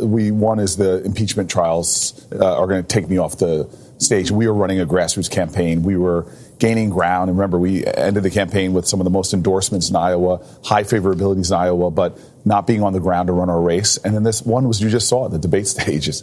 Mm-hmm. It's kind of a frustrating reality that we're polling ahead of some of the people in Iowa, but the way that it was designed really worked against our campaign. How hard a decision was it for you? Gut-wrenching, really. When you have around this country people who upended their lives, dedicated themselves, invested their resources. We ran for a very unique mission, which was to try to heal this country, try to show that the most important urgency to solve big problems is to put more indivisible back into this one nation under God. But you were saying love and hope and purpose. We're so polarized. Maybe people don't want love and hope and purpose. Do you think about that? I would meet people. One of my first Iowa moments was a guy, I'm running to the debate stage, guy stops me and goes, dude, I want you to punch Donald Trump in the face. And I joke with him, I go, dude, that's a felony. And let me explain to you why the way we've beaten demagogues and bigots and fearmongers in the past is not by being like them. The artists of activism in Birmingham didn't bring bigger dogs and bigger fire hoses. They beat it by inspiring us to be the best of who we are, not the worst. And we can't surrender to that seduction of being more Trumpy to beat Trump. For Democrats to win back the White House, for your party to win, they're going to have to put back the Obama coalition, put it back together. There are about more than 10 million voters who went to Trump or didn't vote at all, 2012 to 2016. Who in the field do you think has the ability to gather that group back together? So the one thing I want to challenge on that is what we saw when we analyzed the numbers was it wasn't the people that shifted over. Let's just take African Americans. This is why it's so important to be able to connect authentically with the lived experiences of African Americans, because the black vote had just stayed the same. The turnout had stayed the same under Hillary Clinton that it was 4 years earlier under Barack Obama. She would be president right now. So it wasn't even the people that moved over. It was the people that didn't participate. Yeah. And so what I want to see, whoever is the nominee, and I have very good friends with most of the people running. It is very important that we can inspire, engage, and ignite that whole coalition. I'm sure everyone would agree, but who can do that? Who can inspire? You're not endorsing anybody. Would you consider endorsing anybody before the convention? I would definitely will consider it 100%. Right now, I'm going to take a breather. I'm going to focus on the impeachment trials, and I have a re-election campaign. I've got to get started on securing another 6 years in the Senate. Oh, yeah, there's that, the re-election campaign for your Senate race. But what do you make of the controversy now between Bernie Sanders and Elizabeth Warren at this particular time when we're trying to be more united? If anybody wants, I know these folks. Yeah.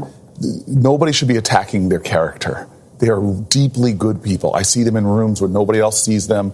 Let's keep it to the issues. I'm going to just be one of those folks, as I was when I was on the debate stage, saying, let's not in any way demean, from Joe Biden all the way to Amy Klobuchar. These are really good human beings. We can't put ourselves in a position where when we eventually have one nominee, people feel some kind of way that they don't want to support that nominee. Would you consider a candidacy as a vice president for the vice presidency? And have you had any conversations to that effect? I have had no conversations. I was so pleased that I got to go through the experience and be vetted to be one of Hillary Clinton's final choices. It was one of the more thorough examinations of my life I've ever been through. Yes. Right. It was nice to make it to the end. So would you consider? I'm not taking anything off the table, but my focus really is New Jersey and my state, and being with my senior Senator Bob Menendez, the best dynamic duo America has in the Senate. So the debate's coming up tonight. Some people are more interested than usual because of this little rift between Warren and Sanders. Take us, as somebody who's been behind the scenes, take us back there and talk about what kind of pacts are created between these different people. And how much do the debates matter? Yeah, how much do they?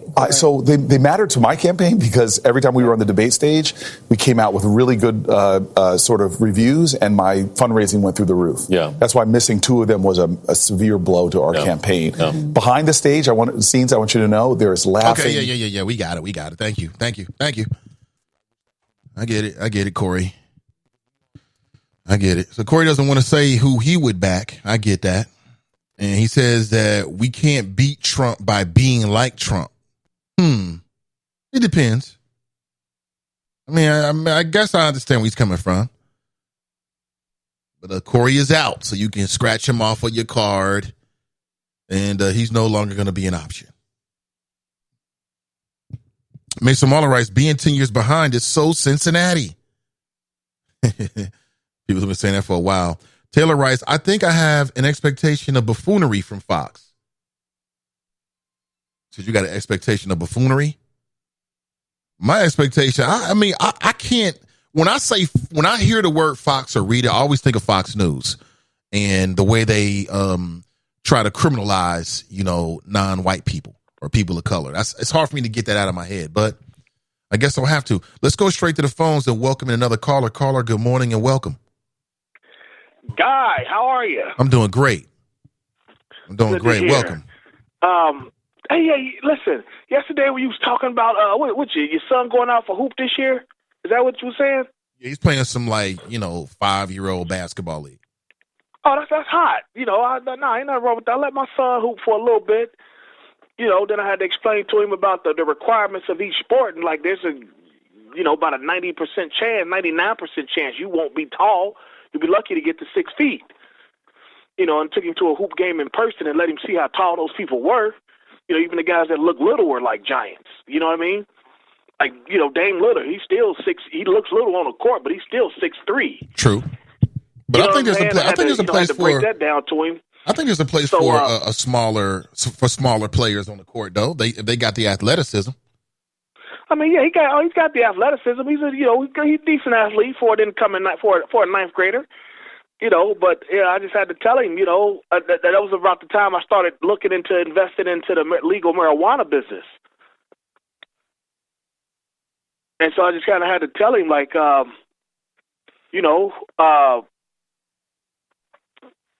you play for New York or I put you in my garden, I need you to help make the Knicks better. You understand? You were talking about, as far as those big girls, people, they did not read what I was saying. I did not say big girls don't deserve love. Somebody jumped in my DMs on Twitter yesterday and cussed me out, talking all this mess, and I was just like, all right, sorry. You probably I think you misinterpreted what I said. You probably I was not. Say what? You probably deserved it. No, I didn't, because I did not say anything bad about them. I was just saying I'm thinking of a young 25-year-old man, with means. He's not looking to start a family with somebody, a regular girl as big as Lizzo or Lonnie. Now, if she gets big like that during a relationship, that's something different. But, just on the humble, he's not going to do that. You know it and I know it, so let's stop fronting. Well, I mean, you can say let's stop fronting, but I think you're overgeneralizing based upon how you look at things. No, I'm not. I'm not overgeneralizing. But okay. If you want to say that, that's fine. But what I do want to say to you is, hold on, I'm sorry. Okay, you were talking about today. Cory Booker. I mean, what more proof do black people need to jettison the Democrats? Other than and make them work for your vote. It's just like these comedians. We just laugh at everything they say. Make these people work for your laugh. Make these people work for your vote. I agree. And the Democrats have clearly shown they don't give a damn about us. So why would you? I just want you to put it all the way out there so people understand where you're coming from. So you said, what more evidence do we need? So what's the evidence? The fact that Cory Booker is stepping out? There's no black candidates now after we, just had a black president, 4 years ago. There's no black candidates now. Okay, whether Obama was elected or selected, I tend to believe the latter, but it is what it is. They have no black candidates, no colored candidates except Yang. And truth be told, Asian people are not minorities because there's, 2 billion Chinese people? Well, to this country, they're minorities, though, right? No, I don't consider them minorities. You're thinking globally, okay. Yeah, I don't consider them minorities because, the leader, the president of the United States is a global position, even though it's centered here. It's still a global position. Right. I mean, you hear the guy in Iran, we don't hate Americans, we just hate your president. Yeah, Asians are not minorities in this country, though, but I understand what you're saying. But they are minorities in this country. Okay. And, so I what more proof do you need? And as far as that woman in St. Bernard, like I typed, two things can be true at the same time. They might be screwing you over, but you made a bad business decision not knowing the region. Why, pray tell, would you open a bar in St. Bernard? That's urban Appalachia. Jumbo white dudes wearing cutoff shorts and K-Swiss up there. Cutoff shorts and K-Swiss, huh? That's fine. Yeah, that's you go through St. Bernard, you're gonna see a lot of that. White dudes in jean shorts and K-Swiss and a white T-shirt. My barber is in St. Bernard. Appalachia. My barber is in St. Bernard. So you know the population of St. Bernard. I mean, I wouldn't say all of that. I'm in and out. I mean, I go to his spot and I leave. Exactly. You're in and out. Right. Exactly. Black folks coming in there drinking, partying. Our parties are always going to be loud. Not parties or dance clubs. It's going to always be loud just because we like our music loud. I mean, everybody likes their music loud at a nightclub, regardless. You understand what I'm saying? So like, I just tend to think that was a bad business decision. So it's her fault. Like I said, two things can be true at the same time. They might be giving her the business. Right. Pardon the pun. They might be screwing her over, but it's like you kind of set yourself up for that. Why did you go there? Mm-hmm. So it's her fault. So I understand you might have had some. You might have had. It's always the black woman's fault. You are consistent. Okay, I'll accept that. I don't particularly feel the need to defend that. I mean, because the facts speak for themselves. Exactly. You might have had some ends to open a bar, but you could have waited on St. Bernard. Well, I mean, we talk about Liz Rogers. She clearly says that she was told about all this Riverfront Stadium and Synergy Field and Paul Brown Stadium traffic she was going to get. She obviously wasn't talked to by people who go to games. I could have told her, when I leave Reds games, when I leave Bengals games, I don't want nothing to eat. I want to get to my car and beat these other 40,000 people to the expressway. Yeah, that's just you, though. But they have other restaurants down there. They have restaurants down there. Unless you're going to post up and wait the traffic out, which most black folks ain't going to do. Nah. I think the city black and the folks don't county. even go to baseball games, because that was another thing I want to talk about your son. Don't forget baseball. Oh, I won't. In 2 months, in about the next 60 days, you're going to be inundated with stories about the paucity of black African Americans in the Major League Baseball. It's because we don't play it as youth. And truth be told, being in my position as a coach and umpire, I see less and less black kids every year on opposing teams. And not only that, I'm talking about a select ball, elite ball, not that knothole stuff where, Ken Seal Raiders and all that, or whoever they are, Mount Auburn Carters. I'm talking about select ball, with Midland and the Flames and these types of teams. So where would you suggest, you put a 5-year-old to learn the Take game of him up baseball to around here? the Red Center, up there at Roseline, right smack dab in the middle of Roseline. Yeah, that's what I was thinking. Take him right up there. Somebody will guide you, like, okay, 5-year-old, but you can start by just teaching him hand-eye coordination, learn how to catch. The baseball is hard. Tell him, making sure he's not scared of it. Yeah, you know what I'm saying? Toss with him, buy him a glove.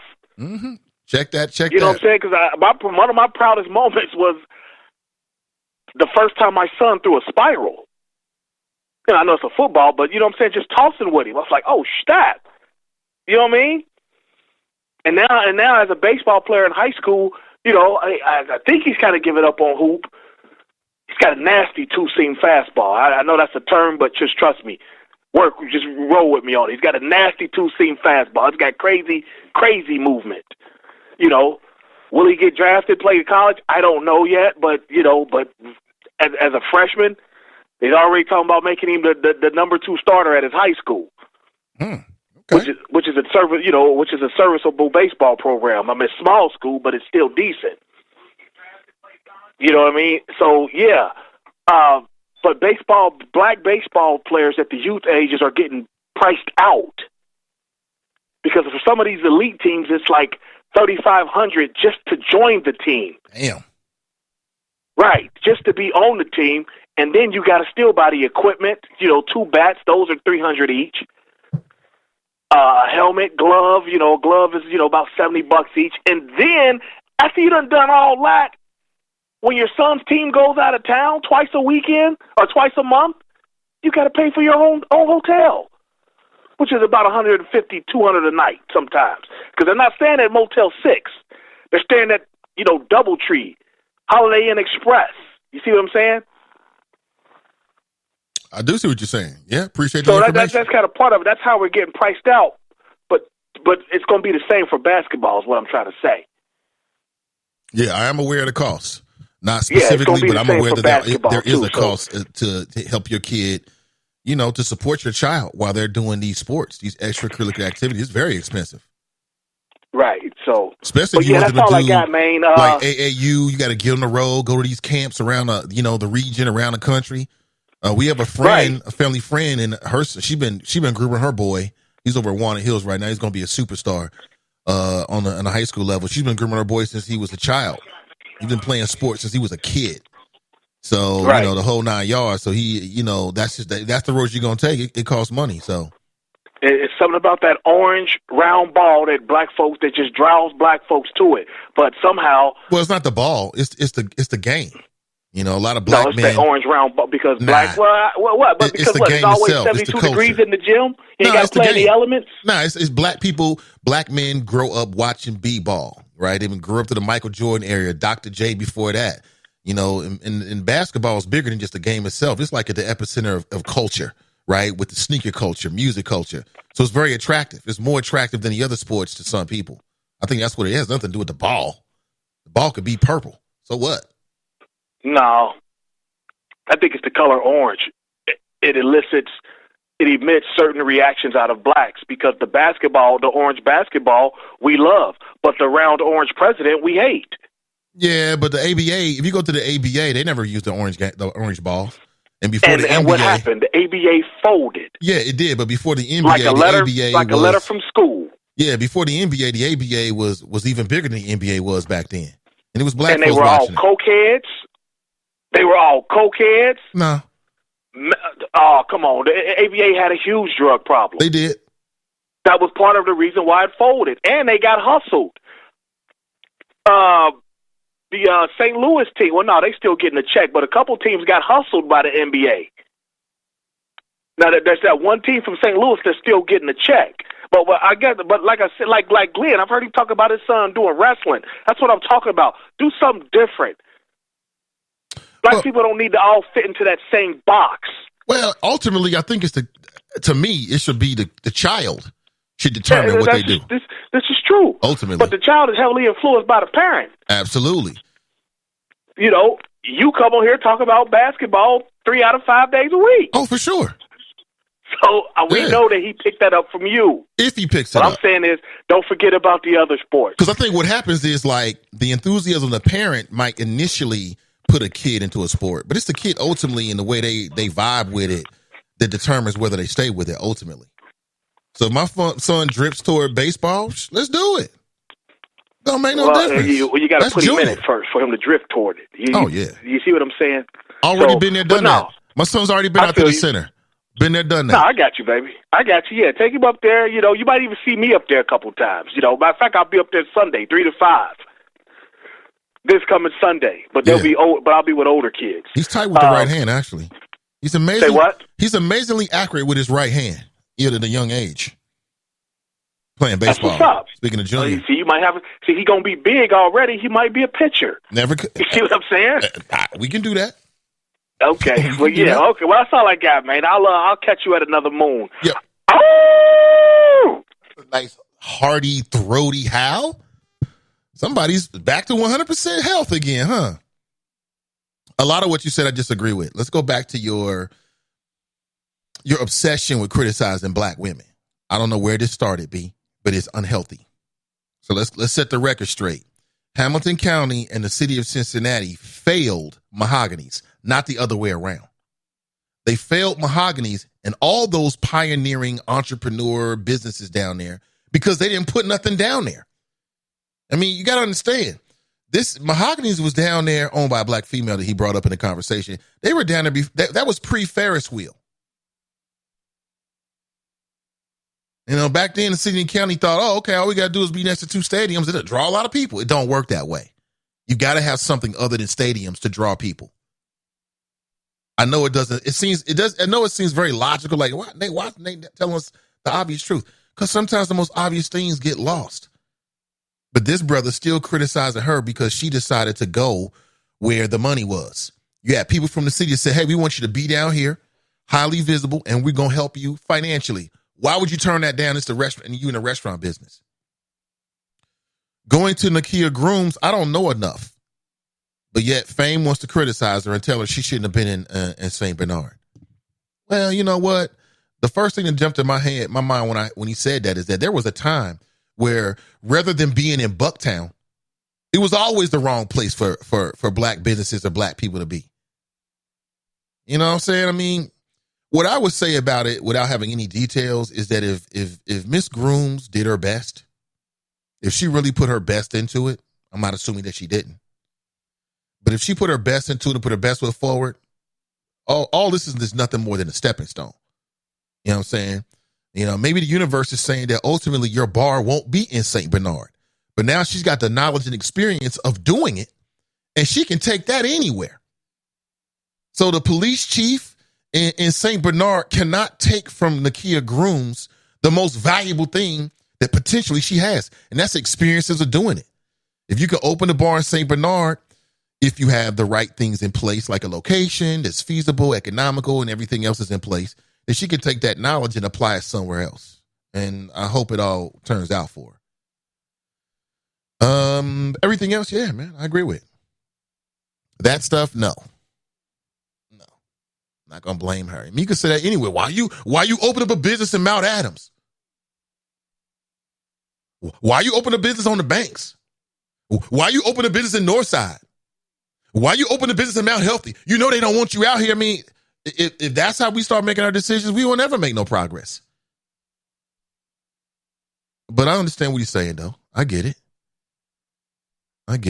Mason Marler writes, I read the story this morning. I think he's talking about the story from Winton Woods. And you got this young girl saying that there were some really inappropriate things that were happening out there. And in particular, I'm very sensitive to these kind of news stories for several reasons. Number one, I have a daughter that goes to public school. And number two, Gabriel Tay. I can't get it out of my head. So you don't have to tell parents that a kid is unconscious. You can just say, make up some shit. It's like, we saw your son on the floor and we think he fainted. Negro, you know he didn't faint. But so you can lie to parents. Everything's all good. I got a problem with that. I think that's bad. Klumazic writes, the demographic has changed in the Wynwood School District. These leaders are ill-equipped to interact with them. Tanika's in the house. Cam's in the house. Kelly's in the house. Black Russia's in the house. St. Bernard is like a small Norwood. It's always been that way. Klumazic writes, quiet town is coded language. We don't want you darkies in St. Bernard. Ish hasn't received copies. She hasn't received copies of the noise complaints because there probably aren't any. Mayberry is coded language too, right?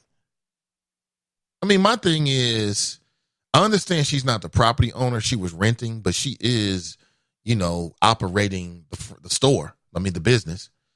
And the first time that, she talks with the police chief, it shouldn't be him telling her, basically, we're going to shut this down. So it sounds like the police chief and some other people got together, the property owner, and said, look, this is what we want. And the property owner's like, man, I don't want no problems here, so I'm out. Wynwood School District is worse than CPS. Ashley writes, good morning, Nathan and the Choppers, hashtag Team NI. Sang Sung writes, St. Bernard is Appalachia.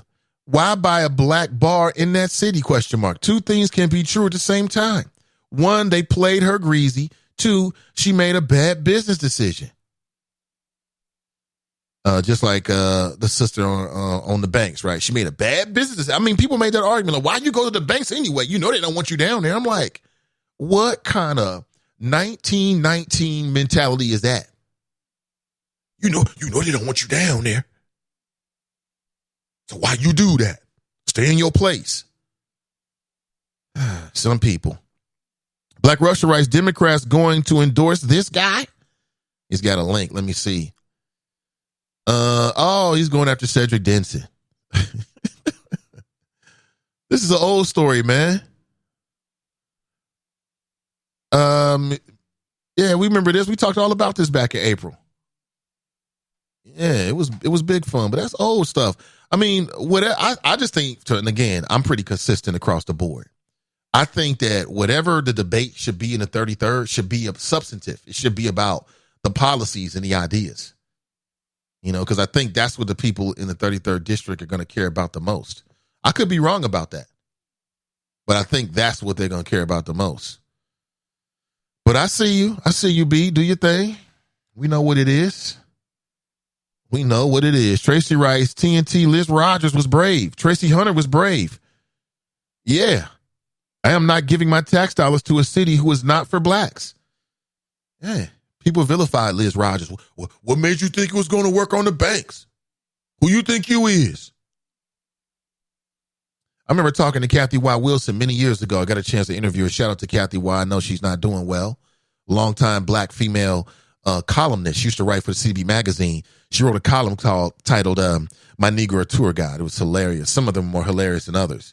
And I remember interviewing her, and she said that, she would meet certain black people, and they'd be looking at her like, why they let you talk like that on their magazine? Like some old slave mentality talk. I'm like, really? People think like that? And that was many years ago, but still, I wonder if the mentality is the same. Jericho, if my son chose dance, he better be Leroy from Fame.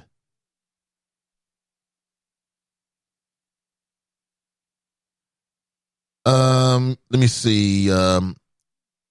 How about building your neighborhood before moving to others? I don't know the details of Miss Grome's situation. It could have been a situation where she got this opportunity and she jumped on it because it was a lifelong dream. That's kind of how I read it. So I don't know.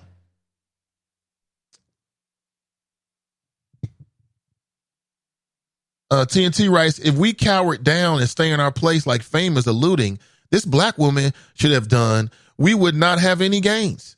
It took brave black men and women to sit at the Woolworths counter, to sit at the front of the bus, and to walk through the front door with dignity.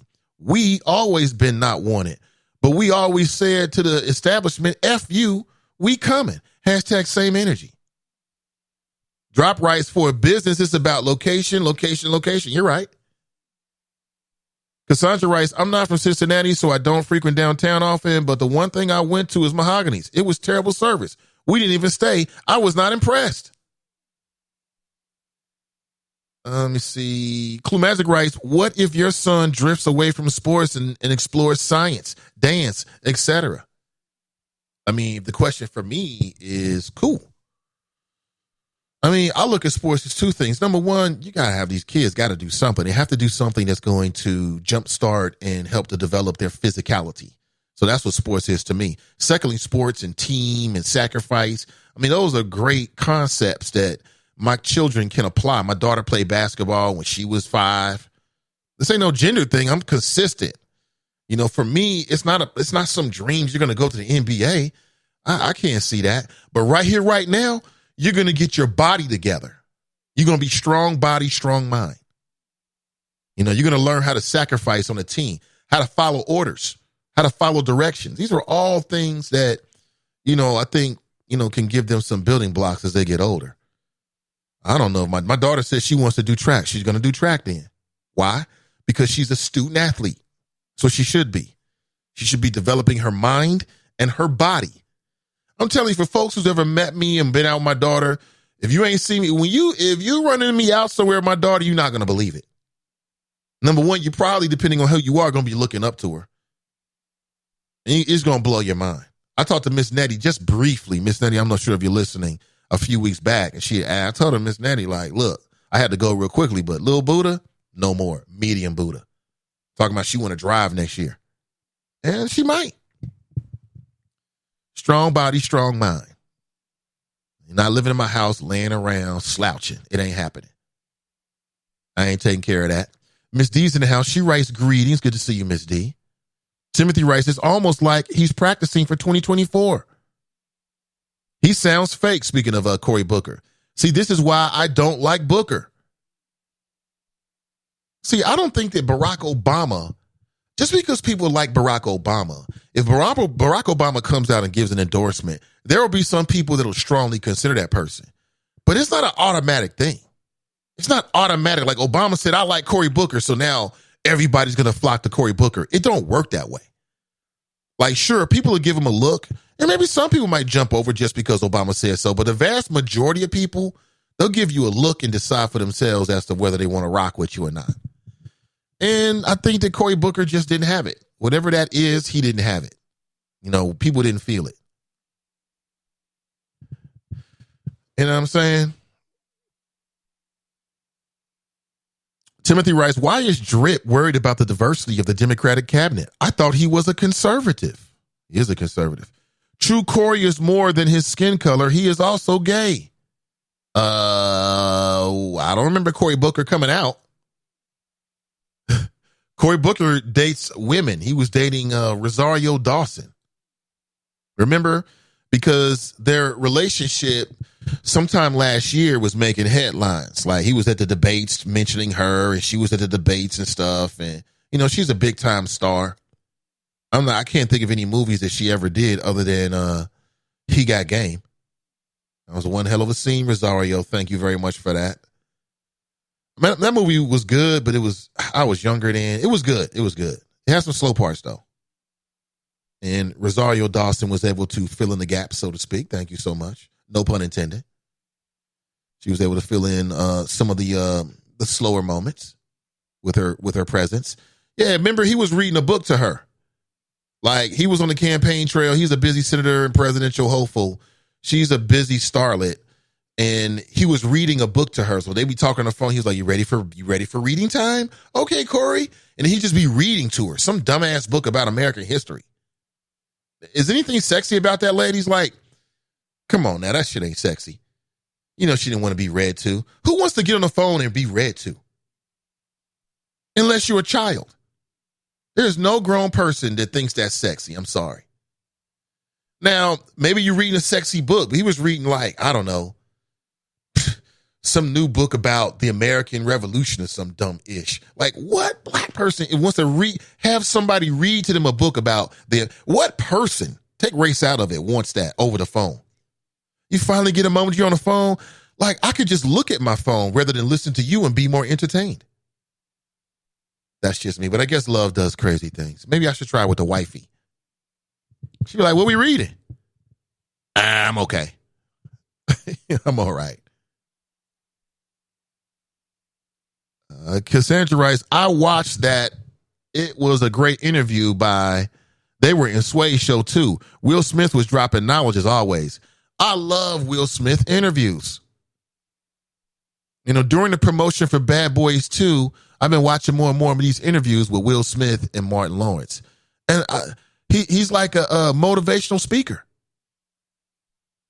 And everybody likes Will Smith. There's nobody out there that don't like Will Smith. There might be people out there who don't like him as a rapper. They think he's whatever. But you still like him.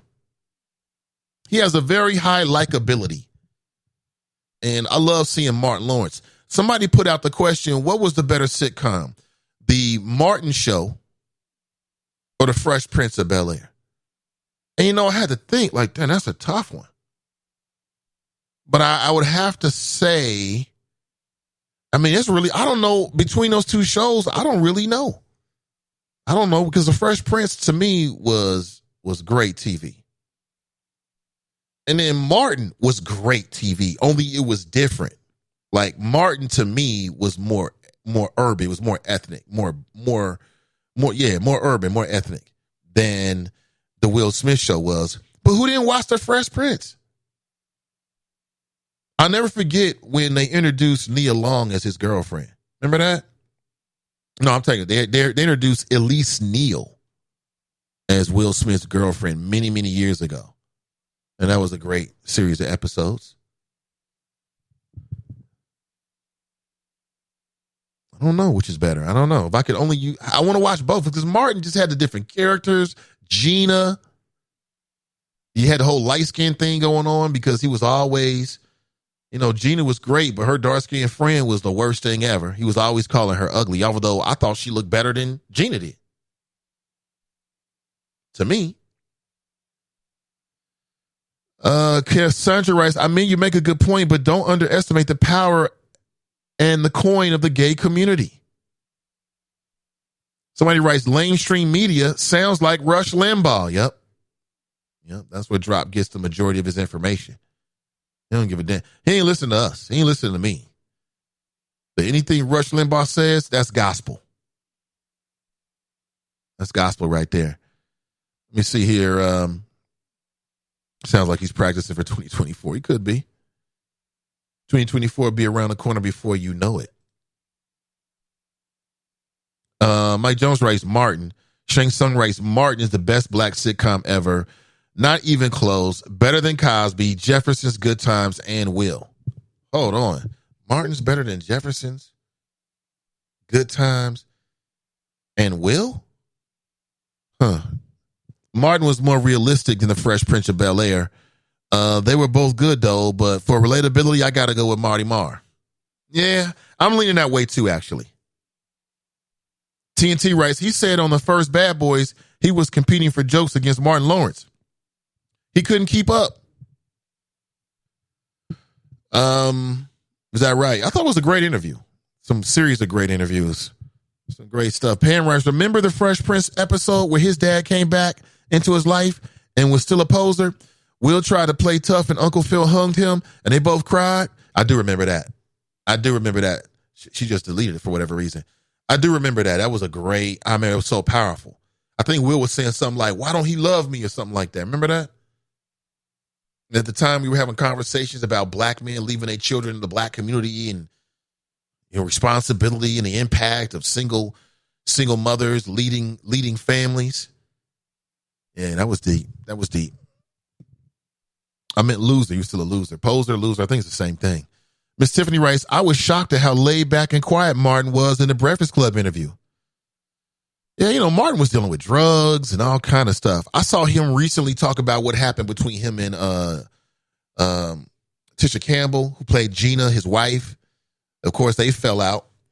And at some point, they kept the show going for the rest of the season, but they weren't allowed to be on the set together. And so none of their scenes were together. Like, he'd be talking through the door, or he'd be on the phone or something like that. And there was an allegation that it was some kind of Me Too type of thing, like where some kind of sexual inappropriateness. Martin went on Sway and basically said it was all BS. And that Tisha Campbell was just like overreacting. I don't know if it's true or not. Drop writes, Cam, would you ever move from Cincinnati? Cam writes, let's face it, Cincinnati is a base city right on the Mason-Dixon line. Black Russia writes, Liz Rogers wasn't a brave. She was clueless business-wise. Why quadruple your rent where the foot traffic is horrible? And she was told by electeds who cared about her success not to do it, but she did anyway, and we know the rest. You said cared about her success, huh? I know you're not talking about Christopher Smitherman. Because if he cared about her success, then why did he go on right-wing, unfriendly to the black community radio and basically trashed this woman for months? And I understand that he tried to give her some advice, but at some point, the decision is made. It's like, it's like football. Coach say we're gonna run 22X sweep. Now you might not think it's a good play, but damn it, go out there and do your best to make that play work. Make it successful. That's curious. Very curious. TNT writes, Elmwood, Norwood has so many interracial couples that it's become a melting pot. Those towns are nothing like it used to be, but the land is cheap, so she knew what she was doing. She writes, says, nothing wrong if you want to stay in your place, but newsflash, ain't no sunshine town in Cincinnati. So let's deal with what it really is.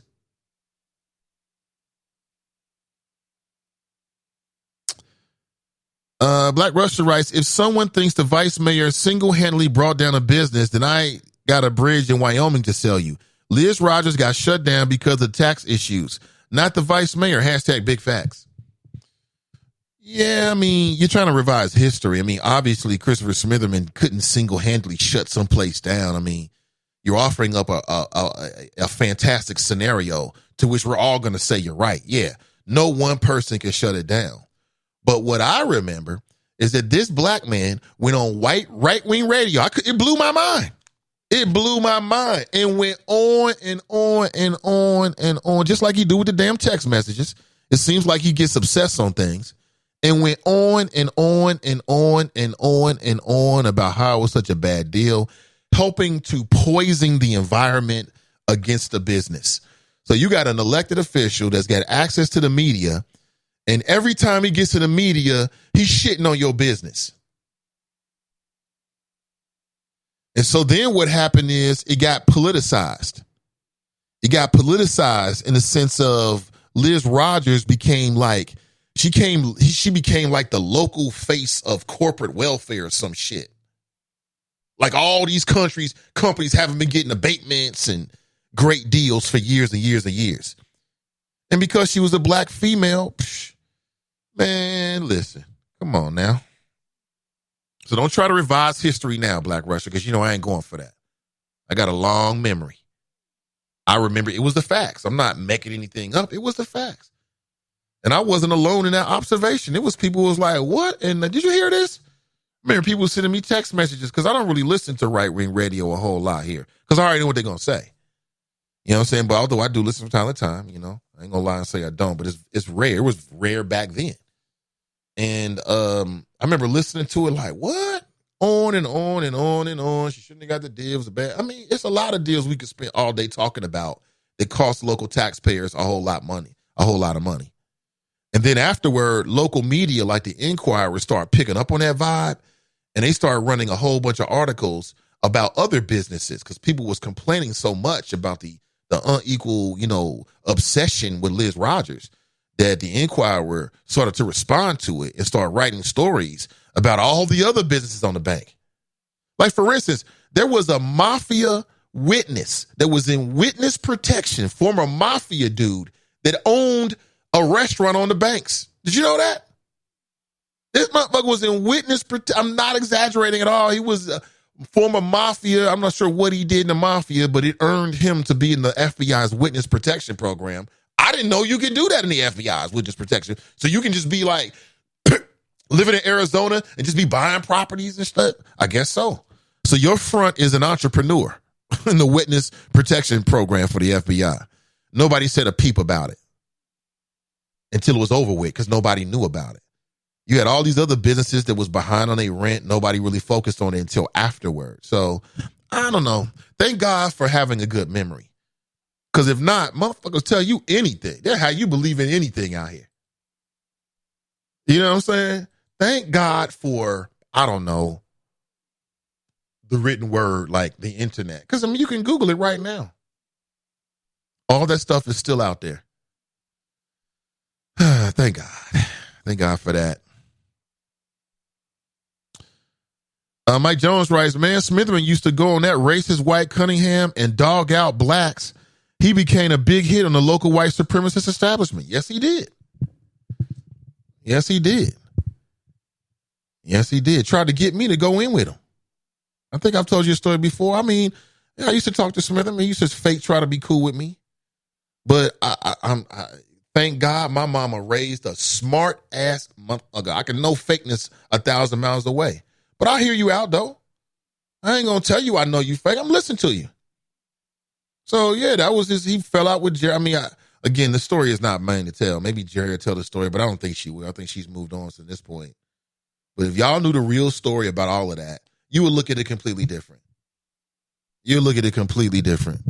Oh, she should do a book or something, right all about that. Tax problems show that Mahogany's not the vice mayor. That's Black Russia. We know that, Black Russia. You're factually true. You got that, brother. You're right, man. I don't want to spend a whole lot of time talking about Smitherman. I mean, that's kind of like old news, but it kind of came up. Cam writes, Martin was a spinoff from What's Happening Now. If there had been no What's Happening Now, there would be no Martin. Yeah, I'm a little bit, I don't want to, I think it's fair to compare Martin to Fresh Prince because it's the same era. Jefferson's, Good Times, What's Happening Now, those are the fundamental building blocks.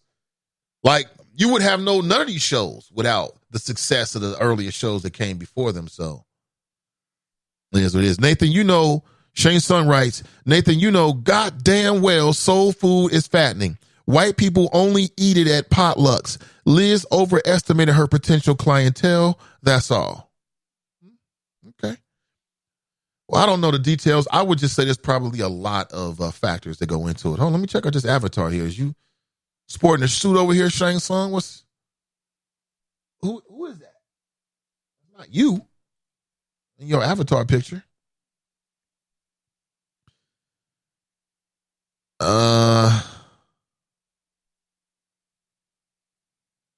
Shane Sung writes, ignore TNT being an emotional thinker and look at the facts. You'll see she's effing clueless.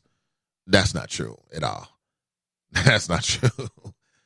Nothing could be further from the truth about TNT. By the way, actually, she and Joe will be back tomorrow with a brand new podcast, right? 1 p.m. midday. So check it out.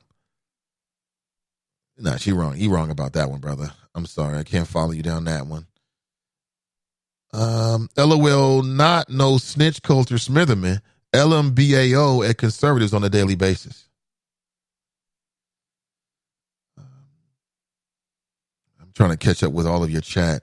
Miss Tiffany writes, Martin was better. Yeah, Martin, I think. Yeah, if I had to choose it, I mean, Fresh Prince was dope, but if I had to choose the two, Martin was funnier to me. Like, all the way through. Like, some of the little characters he would do, the police, the security guard, the little boy that lived upstairs, Bruh Man, and Tommy. Does Tommy really have a job? Cole. I mean, these are some great, great sitcom characters that I think were more close to the black community. But that's just me. Pam writes, good morning, all. Drop, I'm coming for you. Relocating to Phoenix by fall. healthier lifestyle, sunnier days ahead for me. What? Wait a minute. You're relocating? Damn, Pam. You're relocating? Damn. You live in the Queen City? When is this happening? Love the avatar, by the way. Looking good. TNT writes, any man that names himself Shang Tsung after a Mortal Kombat character has identity issues and needs psychological help. Is that right? Let me see. He says, damn well soul food is fattening. White people only eat it at potlucks. It depends. It depends, man. It depends. Maybe I think it's location and timing. I just say that the timing wasn't right, and then you had people out there that were trying to poison the environment against Liz, and it all worked. It all worked. And I think they also had some issues in terms of what they were doing down there. And it was just a bad scene. It really was. It was a real bad scene. Mike writes, we just gonna forget about the Jamie Foxx show. Thank you, Mike. You're right, Jamie Foxx.